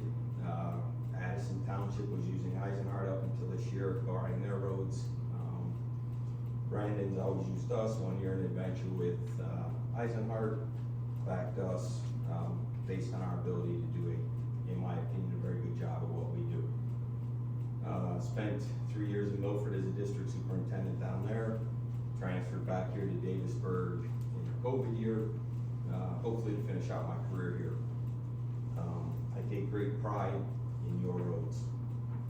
I have 3 objectives. To be able to give you safe roads, police, fire, and EMS at any given point that you need them, 24/7, 365. I'll jump off that bandwagon. Chloride. Chloride's not an exact science. It's not a great thing to have to work with and try to keep everyone happy. I feel the road commission does an outstanding job in an ever-changing world of chloride and dealing with roads that were basically built or probably developed the turn of last century. And we attempt to still maintain them with townships, great help providing us additional funding to put gravel on these roads. If anybody knows anything about LTAP, it's local technical assistance program. It's out of Michigan Tech. They're an advisory council who help us tell how to maintain roads. What would be a good road, how to chloride, application processes, and so on. Back to the locals and the primaries. It's never a good day to chloride for anybody, trust me. I hear the comments, the complaints, the complaint department outweighs the compliment department so many times, it isn't fun. There's no agenda from our part to cause anybody, in my humble opinion, any ill will or any intent to destroy personal property that we all work so hard to get. Your little piece of America, my little piece of America. Like I said, my wife's family grew up on Perryville. You ever ridden a school bus down Perryville? Anyone? I drove. So if I could take a couple minutes and try to help out with an explanation of chloride. 5 applications, first one critical. You're coming back out of winter. You've had frost, thaw cycles. Chloride's being dissolved down, broken down. So we're trying to rehabilitate the roads after winter. Anybody do any research on where we live? We live in a godforsaken place that people came to take lumber and trade beaver pelts with the Indians. And when we were done with it, we should have left. So if you know what swampland does, and that's my bit of humor, and I've got, like I said, I grew up in Chicago. A little history of my family. Lewis and Clark came here to Detroit to find a gentleman named George Juliet. He was a hunter-trapper navigator. Guess where he was from? Right around here. They came to find this gentleman, he left and went with them. He is my great uncle. I'm back. All I gotta do is make it to go back and I'll die where my family started. Anyways, back to the chloride. Second one is pretty much dust control. We're getting dried out in May into June. So we're trying to keep the roads together. We all know traffic has increased tenfold on every one of these roads out here. It's not like it was probably the majority of the time when your parents, someone's parents moved out here. These are all farmlands. Look back at the Horton maps and see what this land was. Now it's increased probably 20-fold. Try taking care of these roads. Third one, typically around now, second to third, we're finishing Groveland. Unfortunately, I'm sorry, sir, that we were on your road today. It probably did not make you happy. No, I'm sorry that we were there. No, you It's didn't. part of No, you're missing the point. You did a nice job We were happy they They're were there. very inconsistent. Today was good. But grading and chlorine is not an exact science when you're dealing with Mother Nature and ever-changing gravel conditions. It's very difficult at best. We continue on. Fourth application, give or take sometime around Labor Day. Take this into effect while Bob was talking about what we do. We also do the county park system. Just to throw those in there too. We're taking care of all the county parks. Plus a few other roads. Local roads. We do City of Holly, we do Fenton. Any which way. Fourth is usually just a late summer, early fall application. Keep the dust down. Keep the ability to grade the roads when they get extremely hard. We have a rain event, and guess what happens to them? We all know everybody's ability to drive is a little bit different. Acceleration, braking. Oh yeah, the mail carriers that drive the edge of the road. Now we have more vehicles than ever. Amazon, UPS. We have thousands of cars traveling on any given roads on a gravel surface. Let's ask any engineer, hey, what's the best surface, wearing course for a road? Let's try gravel. Any which way, that's 4, give or take September-ish. 5th application, going into winter. It is the application that gives us the ability to grade these roads up in the dead of winter when they're frozen. We look to try to get 6 to 8 inches of chloride down into the roads, so when they're frozen hard, they're plowed after a major snowstorm, and we polish them up as we plow them. Well, guess what you have to do then? You gotta get the fire trucks, the police, and the ambulance up these hills that are icy as can be. So if you throw a grader out there with a bid system, he or she as an operator can scratch those roads and get a little bit of traction. I.e., let's go back to Oxford for a second, I'm gonna digress. Work orders, the checkerboard effect. If you've ever run a motor grader, spent a few years doing that, try grading a road that has no chloride in it, none whatsoever. Very, very, very difficult to grade and break open in the winter months, and not only that, not destroy or damage your equipment. It's a very, very difficult, unexact science to it. I humbly say I'm not trying to, or the road commission, not I, the road commission has no ill will towards anybody as we're grinding. Yes, there are days when the brine is put heavier, because we've been doing this. Our brine well in Davisburg was built in '93, I think. Orion's well, don't quote me, I wanna think Orion was in '62. Milford's well was about the same time, '93. We're not always perfect, but we're not out applying something that it cost us money to get out of the grounds just to apply it. There's no intent in that. 2 passes. If we were to just do the center pass or 1 pass down the road, we would leave it open to Mother Nature's courses. We're now seeing different rain events, much heavier, and maybe this is cyclical, maybe it's not. We're seeing these rain events where we get 2 inches, 3 inches of rain in an hour. Doesn't happen all consistently. Some days predicted tomorrow, Wednesday, Thursday. If Mother Nature's right, the forecaster's right, maybe an inch of rain, not so bad. Leave those outside edges open on any hills and don't have them locked down with chloride, and see how many washouts we have to deal with. I.e. back to the safety aspect of things. Mother, sister, brother, father, grandma, grandpa, son, daughter, everyone. Nowadays, yep, it's not illegal to have it in your hand. But how many people still? Be all hypocritical.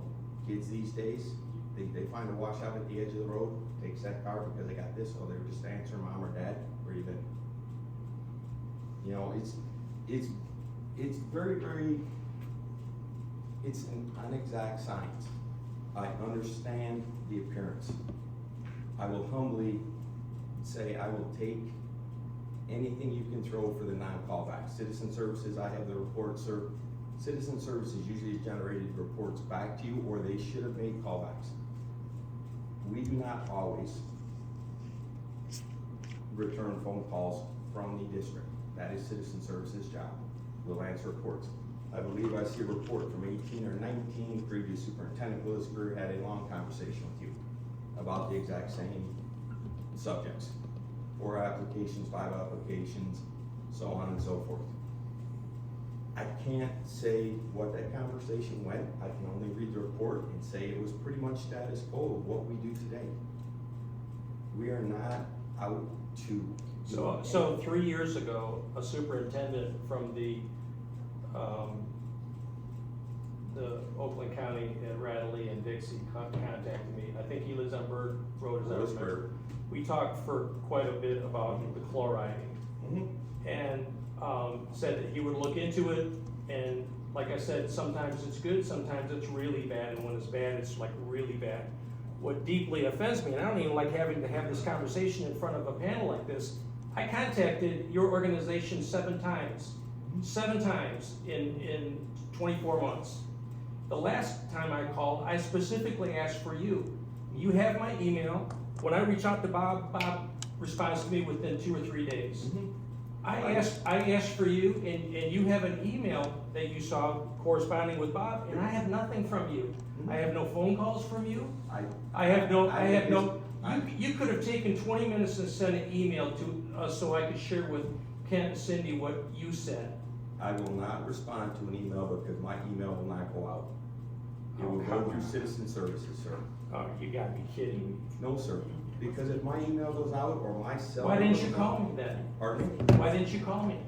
Sir, we answered the reports to citizen services. Their job is to make the callbacks. You know what, it's just government mishmash, putting me in a circle. I called and I talked to your call center 7 times. And what offended me was the last time, in May, they said, Mr. Villarreal, we can't promise you that you'll hear from us or not. And what that told me is, you don't really matter. We're not gonna call you back. And I said, so when are you gonna grade my road? You graded Wildwood Road 3 weeks before, and she says, let me check the record, and she says, your road's already been graded. I said, my road has not been graded. I had to argue with this woman about grading the road. You know what happened? The very next day, my road is graded and chlorided, and they did a good job. And that was on May 24th, because I keep very good records. I'm sure you do. Okay, So when you say you can't send an email to me, No, sir, I will not send any. I just can't, you could pick the phone up and we could have had a Because my conversation. It goes to our citizen services, sir. That's why No look, disrespect, I sir. understand what you're saying there, but the township gets complaints on both ends of the spectrum. Too much chloride, not enough, and I can't find a way to checkerboard it, I guess, unless we decided to say, we're not chloriding the roads anymore, everybody can sign up for their own, and I think that would be a huge disaster. But if nobody's calling you back from them, I said, if you call Lasser, you would be within your rights to talk to the administration that runs the All I road get is, commission. I get a clerk. In Lasser? Not the Yes. 858-4804 number. The number at the headquarters of the road commission. That's the number I call. The 858-4804. Yes. That's the regular customer service number. I'm Right. saying, if you think they're not giving you callbacks, you can call the road commission headquarters and ask to speak to somebody there. And they generally will call you back. In Livonia. No, it's not Livonia, it's on Lasser Lasser Road, Road. and it's in, Beverly Hills, which, you think you're in Southfield, it's on the edge of Southfield, a little community called Beverly Do you Hills. want, But is it I an email or a contact- number? I can get that from you afterwards, but I contacted the Beverly Hills office before and I got no response. Well, that's, cause that's the only other person I ever can go to.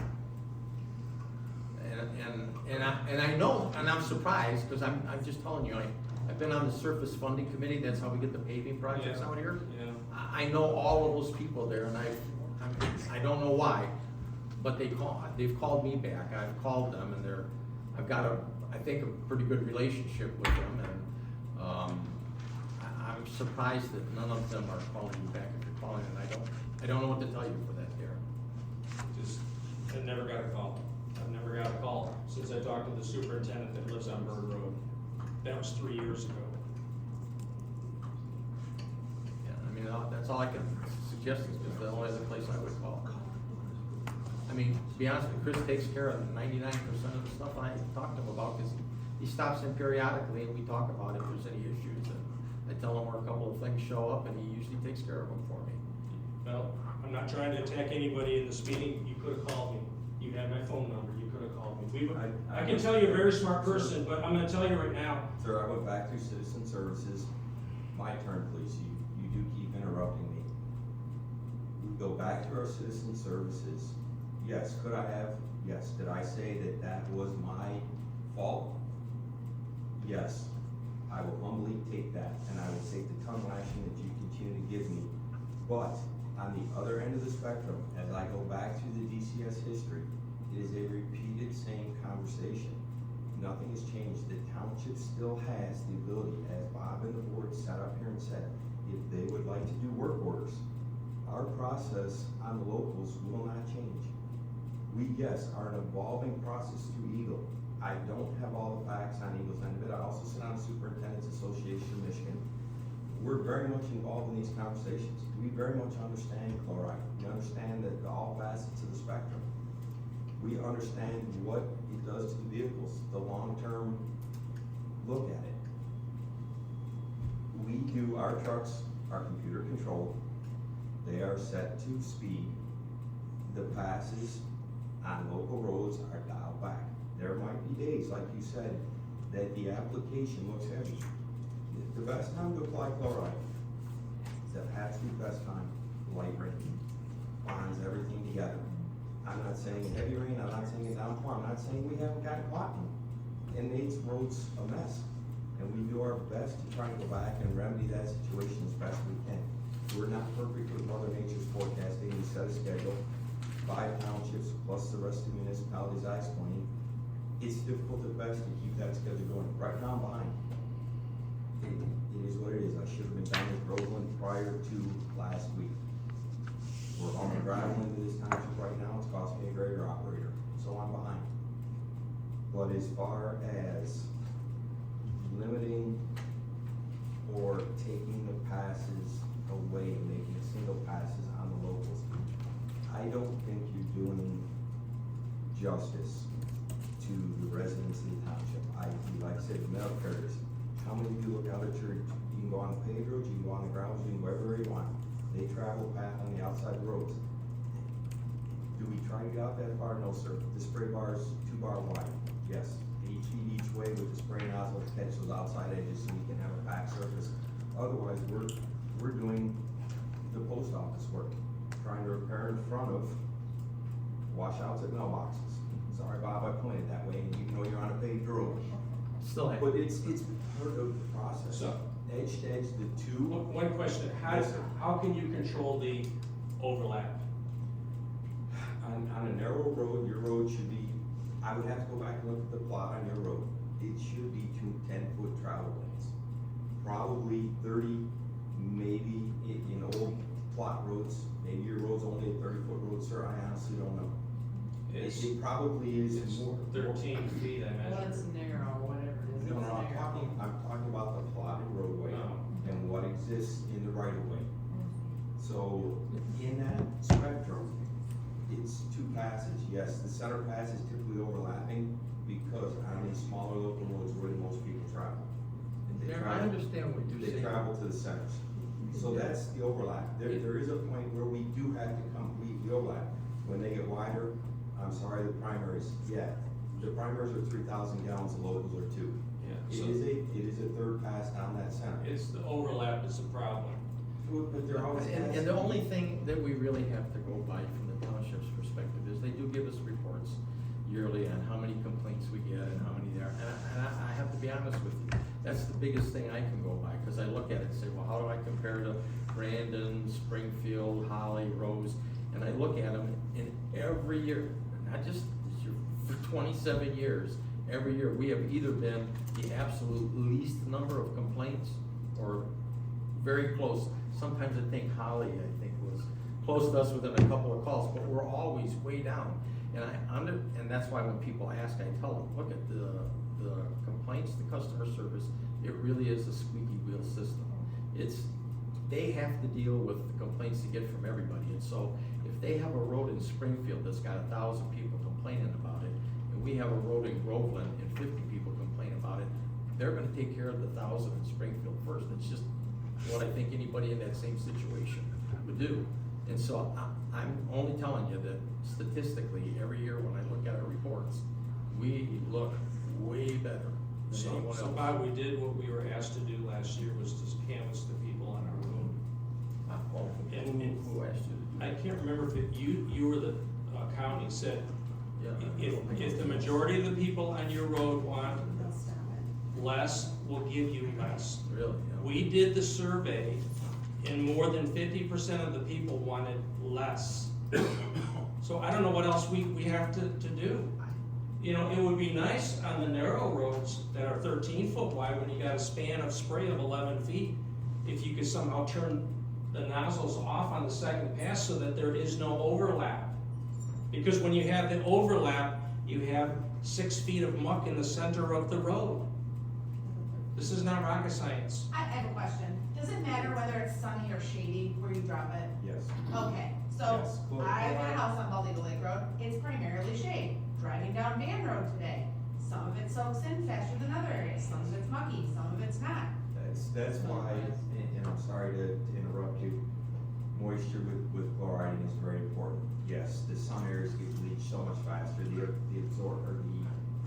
evaporation rate in high sun is tremendous. That's why people look at us, it starts raining and we're chloriding. You're nuts, you people are crazy, what are you doing? Yes, I will tell you a little bit about what I'm trying to do before I leave this district. If anybody's noticed Dixie Highway, I'm trying to brush hog everything I can to get back to the edges of the road and clean up the dead trees so the livestock can continue to grow. Secondary, what that does is allows our maintenance forces to go in and assess the ditches and re-ditch these roads. They need it. Then we reestablish the drainage. Not perfect, I probably won't achieve my goal before I retire. But your road at measuring 13 feet, sir, I don't believe that road is plotted at 13 feet. My best guess is it's 2 10-foot travel lanes, at minimum probably 9. No. What was put in. Well, you physically measure, but he's saying the body. So I'm just, what I want to did, be plotted for the roads, that's all, that's all. I'm not talking about what's on the map, what I'm talking about is I looked What at physically the exists. traffic lane. You know where the traffic goes, where the road is pushed down? I measured that at 13 feet. What I'm saying is on a primary road like Wildwood Road, you have two parallel sprays. On our narrower roads, a secondary road, but the township is paying for the chloride, you have overlap of at least 6 feet. I drove the road today, I thought it was pretty darn good, I thought the spray was consistent, I didn't find a portion. Now, I will tell you, I was not looking for something that all of a sudden became 13 feet in my opinion. I'm just saying that Darren, that's. I think we, what it is. I don't know what else we can I get. don't know what else Can I just ask you one question, please? All right. My question would be, is there any kind of compromise on this situation? Meaning, for Baldy to Lake Road, it's like a 3-mile road. If we go and get a questionnaire signed by, 75% of the people that live along that road, can we at least try it at one pass instead of 2 passes? Can we try anything, or are we just, are you saying we're stuck with this? I don't have the jurisdiction to make those changes. They spray based on criteria they're given and what they're supposed to do. You would have to get, that's why I asked if you called Lasser, you would have to get the road commission to somehow agree that they're gonna try some other type of a program or something. So that picture right there was taken today, that is a single pass. You can see that the single pass covers more than 2/3 of the road. I see So what when the you're truck asking. comes the other direction, you get an overlap. That's why I'm saying, you'd have to see if you could convince the road commission to consider some alternative program for doing something like that. We implement what we're given, and our choice is, do you want 4 or do you want 5? And I'm telling you, when we did 4, we got a ton of complaints that it was dusty. And even on the last day I got your complaint about being wet, I got somebody else in the township said, do you realize what a dust bowl it is over here? Sent me pictures of the cloud of dust and that.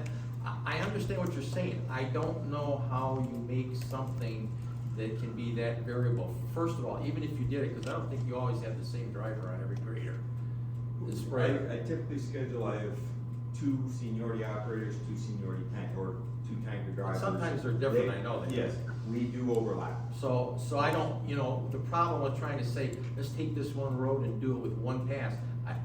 The next time the other guy shows up, he's not gonna remember I that. get that, Bob, but if the township is in a stronger position against the county to stop the overlap.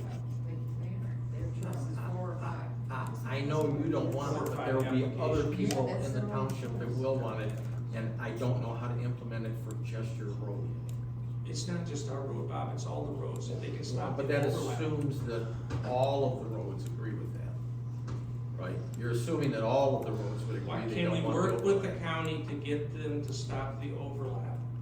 Again, I think you have to ask them if they'll Ask them. consider that. What you're talking about, Do I I need know to it's get in my frustrating car? I'll to go you. down there, because they won't call If me you back. want, I mean, I understand you're frustrated, but that is the exact reason why the road commission does not report to anybody else in the county. Have you They tried don't filling report out to an the online Oakland form? County executive, they don't report to the Oakland County commissioners, and they don't report to the townships. They are a completely autonomous organization.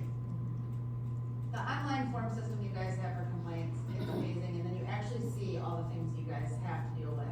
Like the checklists in every box and every option and what kind of road it is and where it's located. And is it signage, is it this, is it that? And I will tell you, I've called, no response. I filled out a form, I have an email within 24 hours, always. And I will tell you that it's never, it's never gone over a week without being rectified.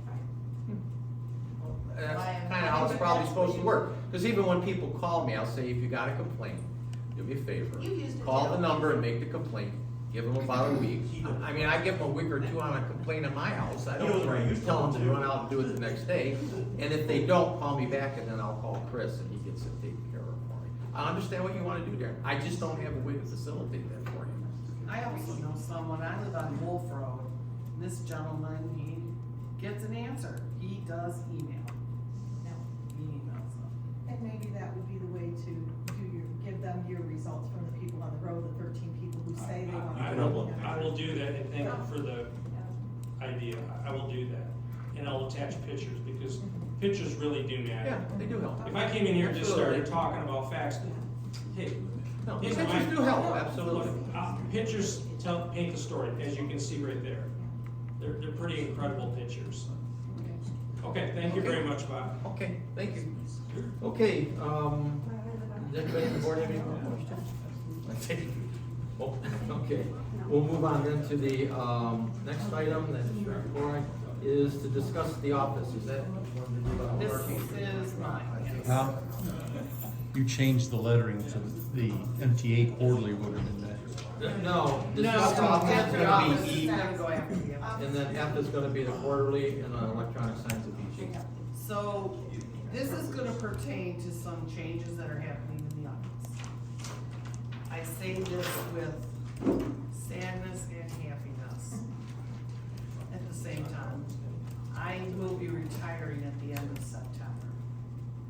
So, I am going to recommend to the board, Janelle, to appoint Janelle when the time comes. Our policy does say we need to post, so we will post the, well, it's up to the board,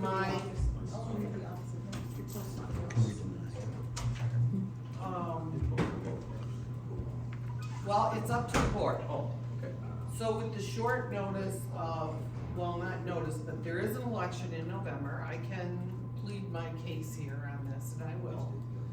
And with it coming up on the 2024 election, I would like to see the board forego the posting, only because of the short time that Janelle would have to run to be the clerk. And with the new election coming up, Janelle is my guru of elections. She knows it. She knows a lot of the deputy, or from being the deputy, she knows a lot of the clerking information. She has gone to clerking classes beyond her governance. She's done a lot of other, education. So I would recommend to the board to appoint her and forego the posting, with it being, as I said, that, the 2024 election coming is going to be big, and a lot of changes. We've been working together on those changes right now. We see she knows what's coming at us. Well, not me, because I'll be retired, but with her, she knows. And with it being an election in November, it is a small election for Goodrich, their sinking fund election. So I do recommend that the board would appoint her, they can appoint her tonight to not take office. You are free to until I leave. She would take office October 1st.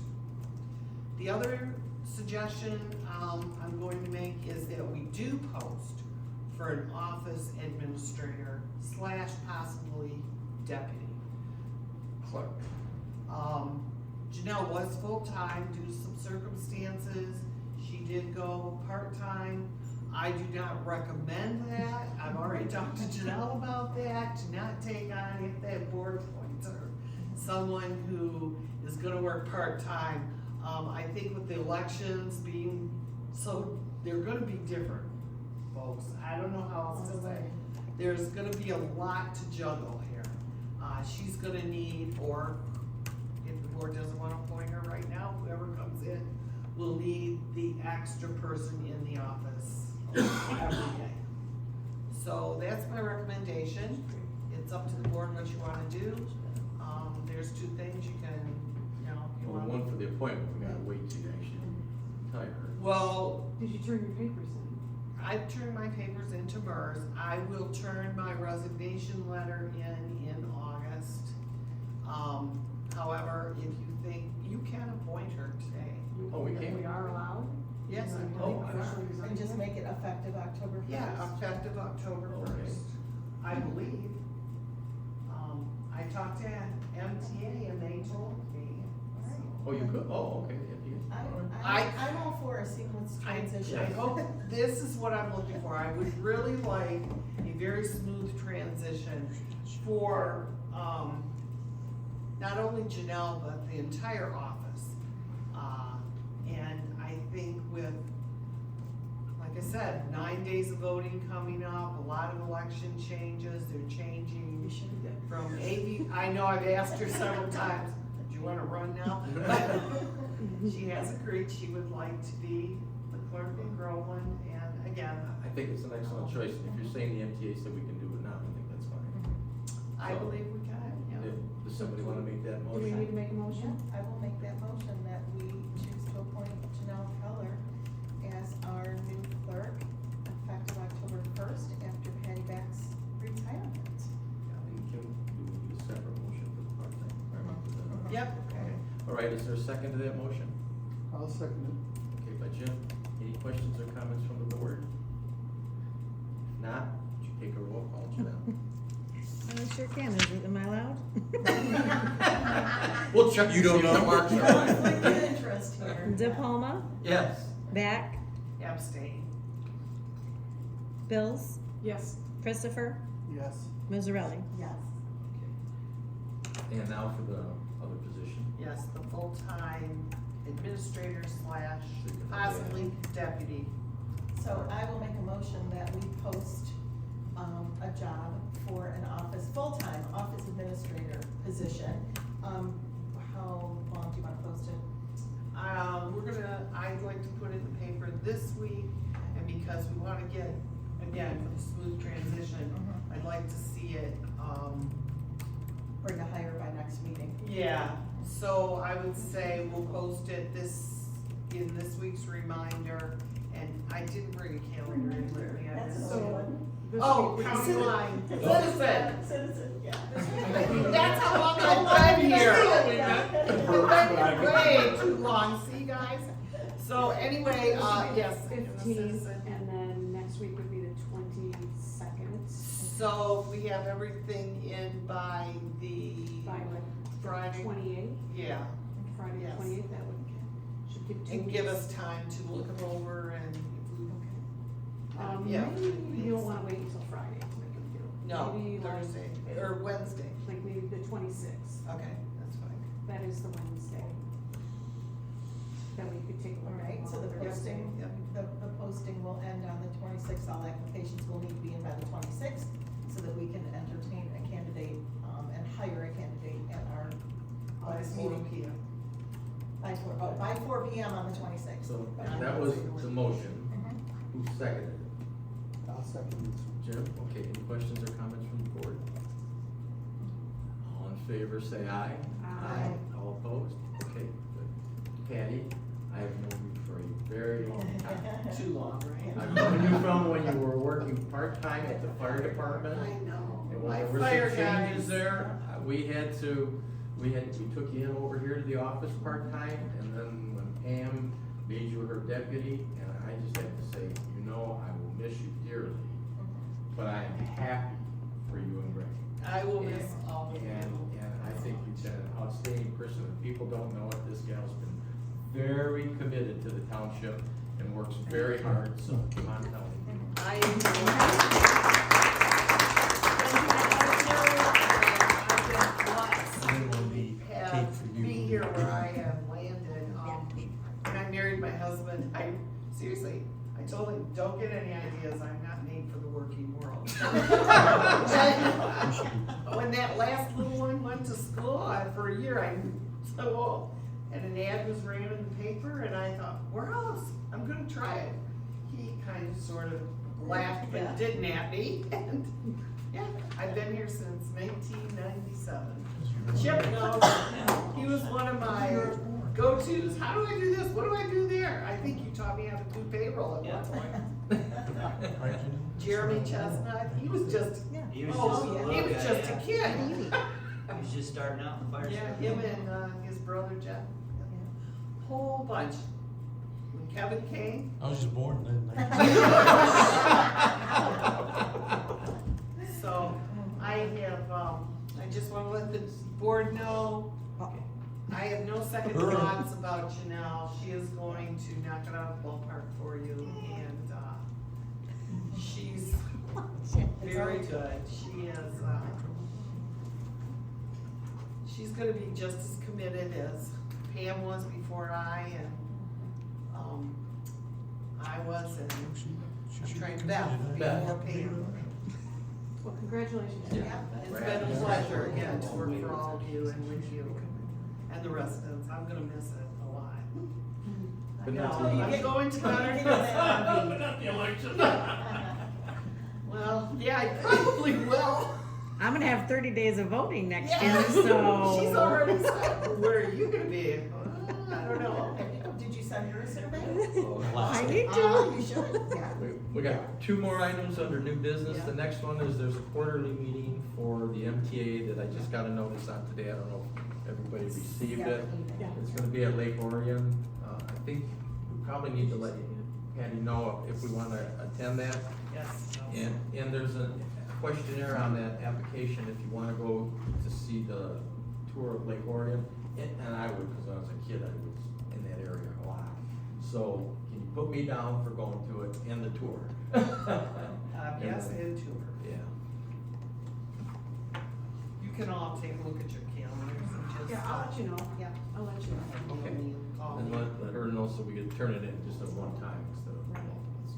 Okay, the next item is the electronic sign. I don't know if anybody's noticed, but it's been difficult to change the lettering because for about 2 or 3 months, the unit that communicates, it's a long way from inside the building to that sign box. Apparently, hasn't worked, and then they changed something on it, thought they had it fixed, and I thought, you could do this with 2 tin cans and a string practically, you know? But that's why the sign wasn't changed forever, and Janelle was listed as employee of the month for like, I don't know, 4 months. She broke it on purpose. Because we couldn't get the sign to communicate. We called the sign guy that, who's not real responsive, and we thought we had it fixed. And then Vinny, God bless him, finally figured out, well, look at it, if I take the computer, put a plug on it, and walk out there and open the sign up, I can plug it in and make the changes. And that's how we did the last couple, but we need to get it fixed, because you don't wanna be standing out in the rain or the winter doing it. So Patty called up and got us an estimate here of $1,128 to have them come out and look at the sign and figure out what it is, but I'm convinced it's not the sign or its system that operates it, and all of the LEDs are working on it, it's whatever they use to communicate from in the building here. It's usually done over at that desk that Vinny uses, out to that sign, and you would think that's a simple thing to fix, but apparently, it must be rocket science for the sign people, because they haven't been able to fix it easily for us, and they want some money to come out and do it, and we need to get this fixed. We bought the new piece and it's still not Still not doing communicating, and Vinny called and set this up, so. So we need, I would like to make a motion that we approve spending the $1128.94 to get electromagnetic sign people to come out and figure out what it takes to fix the sign. I don't wanna replace it because the sign was like 25 or 30 grand when we did it, and it works. It's getting to it that's difficulty, or we're gonna have to stretch a cable across there to the window into the Xerox room. Is this from PEG funds? Yeah, this would come from PEG funds. I think we could use it for that because we use the sign to tell stuff that's on YouTube and all that. So it's wired? No, it's actually some sort of a Like radio Wi-Fi? communication. Like Wi-Fi? I think it's a Wi-Fi, but for whatever reason, it won't work. Oh, okay. We put another thing in and we thought it would work and it still didn't work, and they're pathetically slow, so I'm guessing if we want somebody to actually come out and figure out what's wrong, that's what it's gonna take. We've already done a lot of troubleshooting on Yeah, it. Vinny's worked on it quite a And bit, They yeah. have replaced several Well, different parts. that's what the PEG funds are for. Yeah. Right. So we will. Well, kinda. Well, Bob, is this just the like assessment, or is this including a repair? Well, this is to come out, I think, and determine what it is and whether or not it can be fixed, right? Yes, it Got a does. kit for an antenna and service the display. Yes. So apparently they must, I'm assuming, their assessment is this service charge plus they think the antenna kit will fix it. But if it's not, I'll have to approve something else when it gets there. We gotta get it fixed, cause we can't, there's no value if you can't tell people when something comes up. And we put a lot of messages out there for the And we can't have Angela can't be the have- employee of the month for the rest Yeah, of the year. Angela is now the employee of the month, which we Although, should have mentioned. Yeah, We could Danielle apply. would get pretty upset. Yeah. Although Janelle did. Okay, so that, That's your motion? my motion would be to approve this 11/28/94 to get the sign looked at and hopefully repaired. If it's more than that, I'll have to approve it at the time, but I would like to approve at least 11/28/94 today. I'll second that. Okay, any other questions or comments from the board? No. Janelle, would you take a roll call on it? Beck, Yes. Bills, Yes. Christopher, Yes. Mazzarelli, Yes. De Palma. Yes, okay, now moving to miscellaneous, see if we can cut through this pretty quick. Holly Area Youth Assistance, They did not have a July meeting, so Okay. I really have nothing to report. how about Brandon Youth? So they are sending some kids to camp, several kids to like a church camp over the summer and Camp Hope over the summer. They are doing a Steps and Stories at the trailer park, or I'm sorry, at the Clarkston Lakes Park over in Brandon, right? They have 25 kids that show up every week. They just love Miss Fran. And they do have a meeting tomorrow, but they do want to thank the community for going to Wojo's fundraiser and mentioning BGYA when checking out on June 3rd and 4th. They did make $394, which is the most they've made in a few years. The schools reported that they're doing a lot of work this summer with improvements based, financed by the bond. And the BGYA will be at the Downtown Farmers Market. I believe it's on July 22nd or 23rd, whichever that date is, second to the last Saturday, I think. But they do post things in the Citizen and on their Facebook page and their webpage. Okay, thank you. Next, the Planning Commission, Jim? The planning commission met, virtually all the discussion was the Renaissance Festival, which we voted on, and we're all excited that it's gonna work this time for the parking. That's all I can say. That's it? Okay, next, the BZA. No meeting last month? Okay, and mine's pretty short too. I am working with some people in the county. A guy named Don Holmes works in the Oakland County business development sector, and he's got some ideas where they're playing telephone tag with him, late last week and this morning, trying to get the ideas he had for me. And I'm also talking to Tom Z, who is the promoter that rents the ORV park the most, that help us develop some marketing stuff. And the contract on the new building is close to getting done. I spoke to Kevin on something we gotta get squared away, but we're pretty close to getting that done, so that I'm trying to get all the piece parts together. We did have another prospective client that's interested in building in the tech park. This one would be a larger facility, about 50,000 square feet, so I had suggested it would be better in the back part of the park rather than up front on any of the facings. And so I met with that client, the realtor that I've talked to for the last year and a half, about the facility, and Barry Bass, so we could see if there was a match. And ironically, turned out Barry's known the guy for 25 years. And so he thinks he's pretty interested. We'll see if that develops into our first outside tenant or not. Other than that, my goal is mostly to try and get all the participants we need for getting the project, the park rolled out, the marketing part, the legal documents done, and I talked to Will about that some more. It's a laboriously time-consuming process, but we're getting. The only other thing I wanted to mention is we are getting the parking lot redone. They're gonna mill off the top 2 inches. The really bad spots, they're gonna dig the base out and fix. You can tell where it kind of collapses in and crumples in there. Fix that, and then they're gonna redo the entire parking lot. But Jim, you made a good suggestion that maybe when we do that much asphalt in the summer, it's good to let it set a little bit longer before you park on it, so you don't get tire depressions right after it's put in. So Patty, well, we're gonna check with the contractor. We did talk with him, he's coming, they're gonna do it on August 4th, which is a Friday. They can't come on a Thursday, so they're gonna do it August 4th, so that would leave Monday Saturday, Sunday, and Monday. Monday for cooling. Yeah. So, just so you know, that first Monday after August the 4th, might not be open, cause they're gonna let them leave the barricades up on the parking lot, so it cools another day.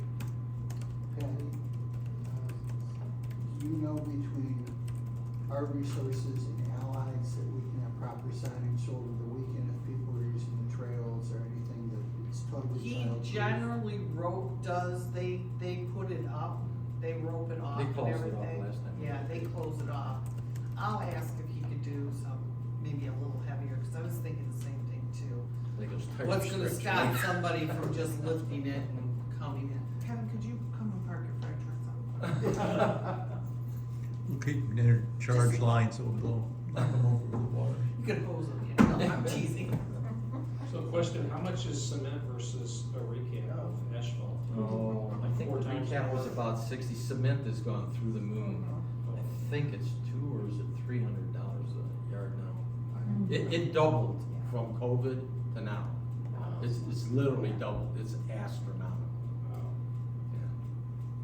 And so we're not taking the entire parking lot, we're milling the top 2 inches off, Right. so when they recover it, it's Yeah. really the same place. It's just if you go, when you drive through it, you'll see there's spots that have a million little cracks in them. Yeah. That's an indication the base is bad. Right. So there's a certain amount of that. It gets worse with the winter frost. Yeah, and then where there's, everybody misses the driveway coming in here and runs on the side. And on the driveway going out there, we're having the apron a little wider so that hopefully you'll always be on the pavement. When you pull in, it just, almost everybody goes off. Okay, next, clerk, do you have anything else? Yeah, let's see, so I was gonna say Janelle has been at the Michigan Association Municipal Clerks Conference. She took Clerking 101, which was it's a lot of information into it. But, she did it and yay, so she's done more than that, and just being at the conference is also very educational. There was something else, and I didn't write it down, and I should have. Oh, I wanted to thank John Williams. I will get a hold of him.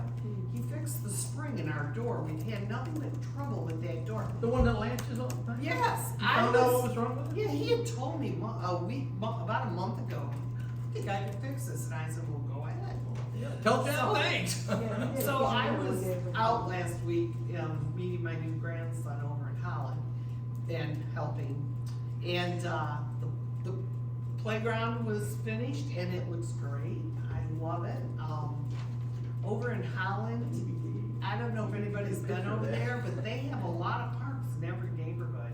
And they have the handicap swing and stuff like that, so that was really good. And we're still working on learning what we have to do, what Janelle's gonna have to do for the 2024 election. She knows I'll be around if she wants my help. Hello? It Can't won't hear be you. right away. By the time if she needs anything and I'm available, I will be more than happy to give her a hand. And then she might say, no, stay away. Who knows? But that's about it. That's all I have. Teresa, anything you wanted to add? Okay, so July Board of Review is a week from tomorrow. That's mainly for clerical things and approving poverty exemptions and errors of omission. So if anybody, feels that they might qualify, we do have a poverty exemption application for 2023 on our website. And taxes, of course, for the summer are payable now through September 14th. And deferments, if you need to defer your summer taxes until February 14th, those deferment applications also need to be turned in by September 14th. And then, yes, the playground is finished, but once it's paid in full, then I will complete the process to receive back the grant money that we were awarded from the PAR plan back in April to help offset the costs. Doing Yeah. the project. Thank Yep, you. it turned out great. Thank you. Okay, And that's it. if that's it, any public comment? If not, a motion to adjourn and reconvene for the fire board would be in order. All in favor? Okay, our meeting's over, your meeting started, Kevin, and somehow I didn't get a copy of your fire package before today. I brought them in, so, Yeah, you gave me Danielle. yeah. I still don't. There's nothing. I never saw them. There's nothing big on it, is there? No, I'll just add a whole bunch of stuff. That's why I asked for it earlier. That's why I was like, Oh. copies? Very well. You're like, I made them. I brought it up. I thought, oh, he must Yeah, have but- me. Just one person. Is there, is it fairly short that you can cover that one? Okay. Well, she, if you brought them, they got the other done.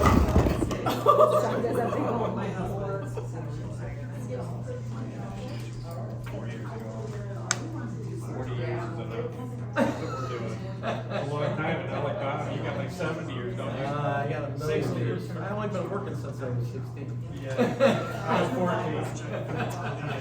While we have a little break, I know what the other thing I was gonna say. Yeah. I was just gonna say the auditors, We'll give you a minute. the auditors, Thank you. the auditors were in doing the audit last week. I didn't know about that at all. We had talked. He'll to be our back office to meeting tell us, July 15th. Yeah, probably. sit down with us and, yeah, Maybe let in us the know office how it board went, meeting. but I'll start ordering. it's over for the year. Well, he didn't leave with his hair on fire, so I'm pretty sure we're in good shape. I'm hoping. I need to stick around for Okay, the thanks, Jim. No. Remember, send me a picture of the cake.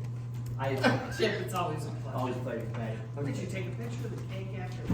Yeah, I'm sending that to Jim, I'm gonna tell him that Groveland was so happy Oh. that we had cake. I love it. See you, Jim. Okay. Okay. Can we give, Gina just a second to get back? Okay. We could be done by the time she gets back. We'll give her 1 minute, right? Faster, Gina, faster. I see our fire truck went to Hadley for the parade. Yeah, I saw that in the It's paper. the front page of the Huh? paper. Her and I. Aw. Oh, very good. She sprayed a whole Kids bunch of people with always love water. spray. Because you live in Hadley, right? So you just said I could pull some strings and get an engine over there. It was the tanker, because it Tanker, carries more right. water. And it's the only one that can roll and pump at the same time, so we have to take the tanker.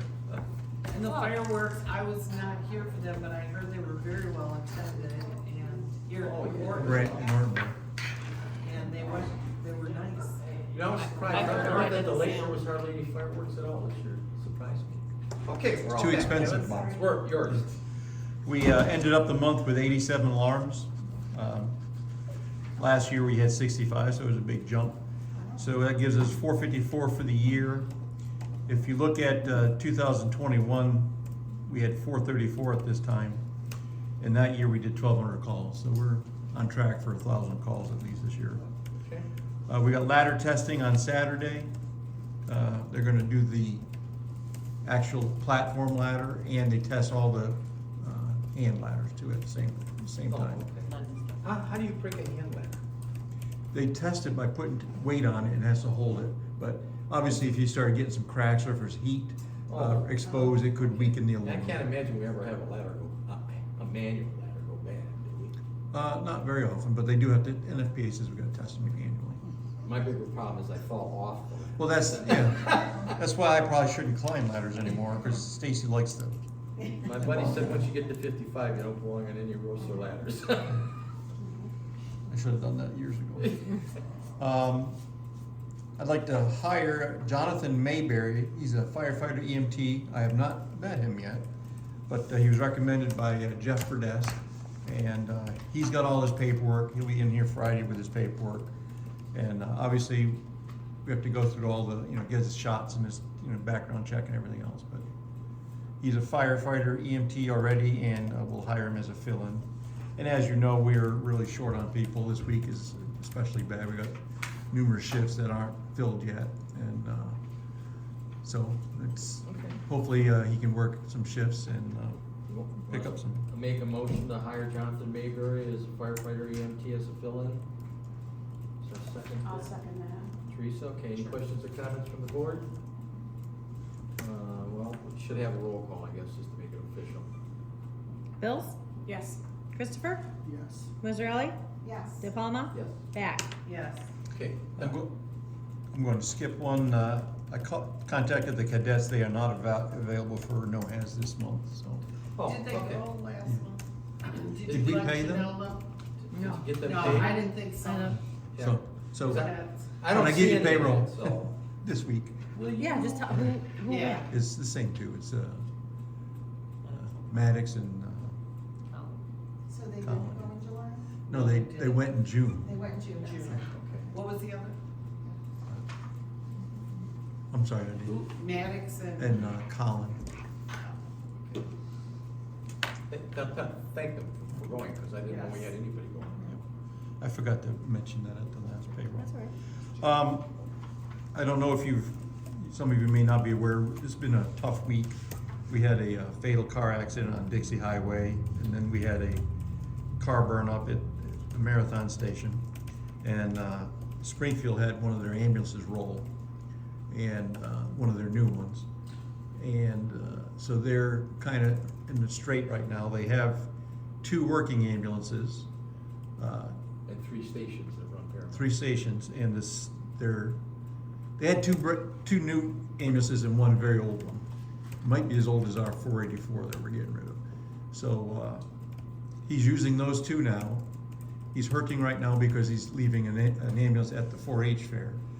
So he asked me if we could loan/rent Alpha 482, which is Station 1's primary truck, which has got the most miles, 149,000 miles on it, and to them until they can fill their void. He's got 2 more ambulances on order, but there's a 2-year waiting period for them.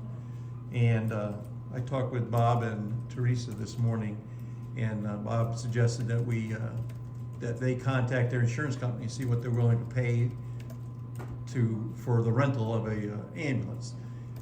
Feichner went to the supervisor, and she agreed that that's a fair rate, and we basically said we'll put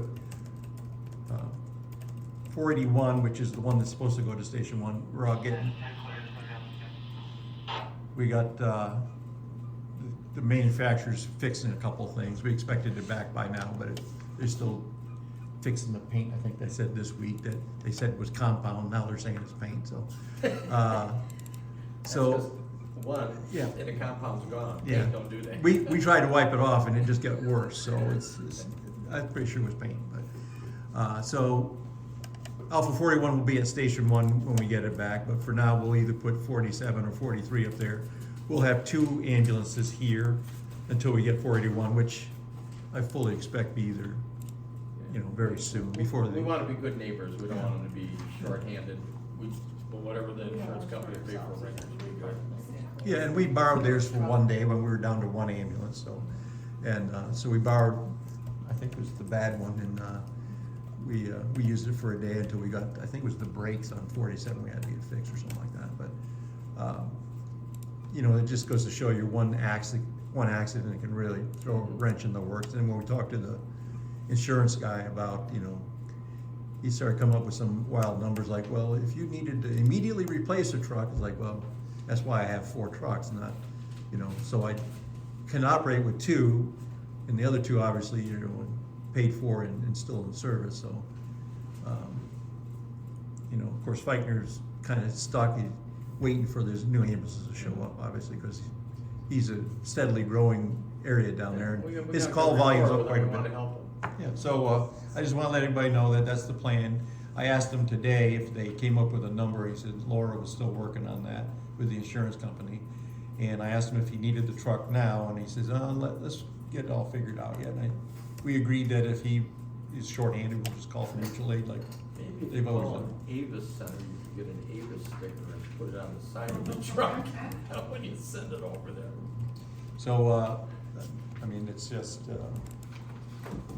being helpful. We get along very well with Springfield. So. I don't think there's any problem to let him make the motion. It's not gonna cost us.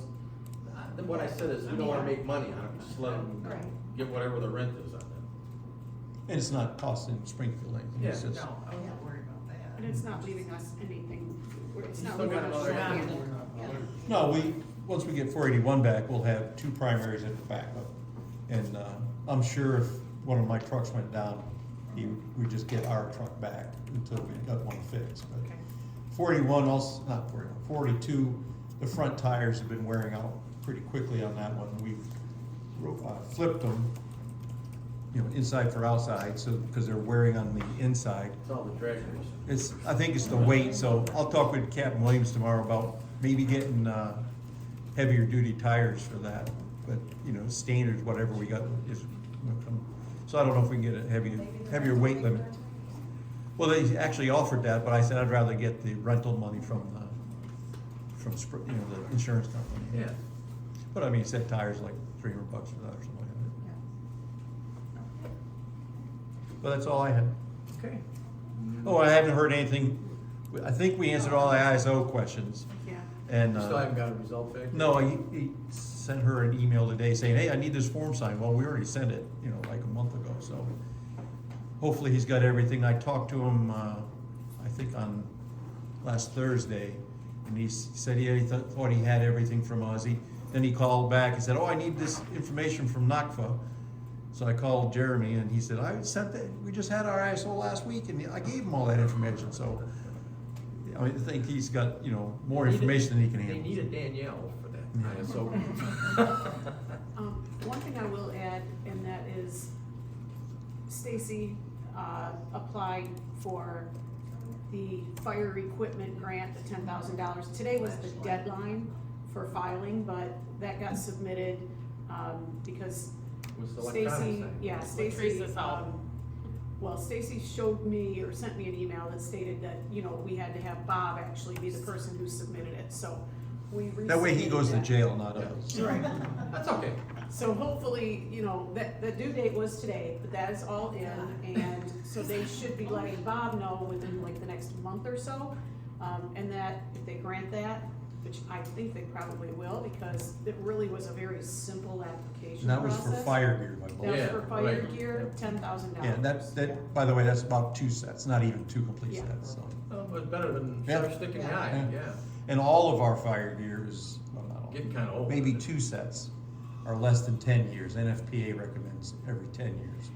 Of course, it's the recommend word I always go off of, but our gear is not in the shape like Detroit Fire's gear, obviously. It's still in 10 pretty good fires a shape. day Yeah. or whatever. So, you know, we've put in the past for a grant for fire gear. I think, the village just got fire gear, didn't it? So the village got a grant for fire gear. We'll continue to put in for that stuff. We went as a group probably 4 years ago, and because most of us were at like the 8-year mark, they didn't grant it. But usually a regional grant gets approved quicker than, you know, one single fire department. So we'll keep looking at it. Stacy's doing a great job looking at those grants all the time. Very complicated applications usually, but, especially the federal ones. And, so these local ones for 10 grand, like, yeah, hopefully those are a lot easier. Hopefully. Good job, thank you.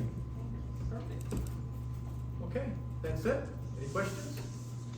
Not? Motion to adjourn I'll is in make a order. motion to adjourn. Second. All in favor? Aye. Okay, we're done. Thank you, everybody. Wow. Ah.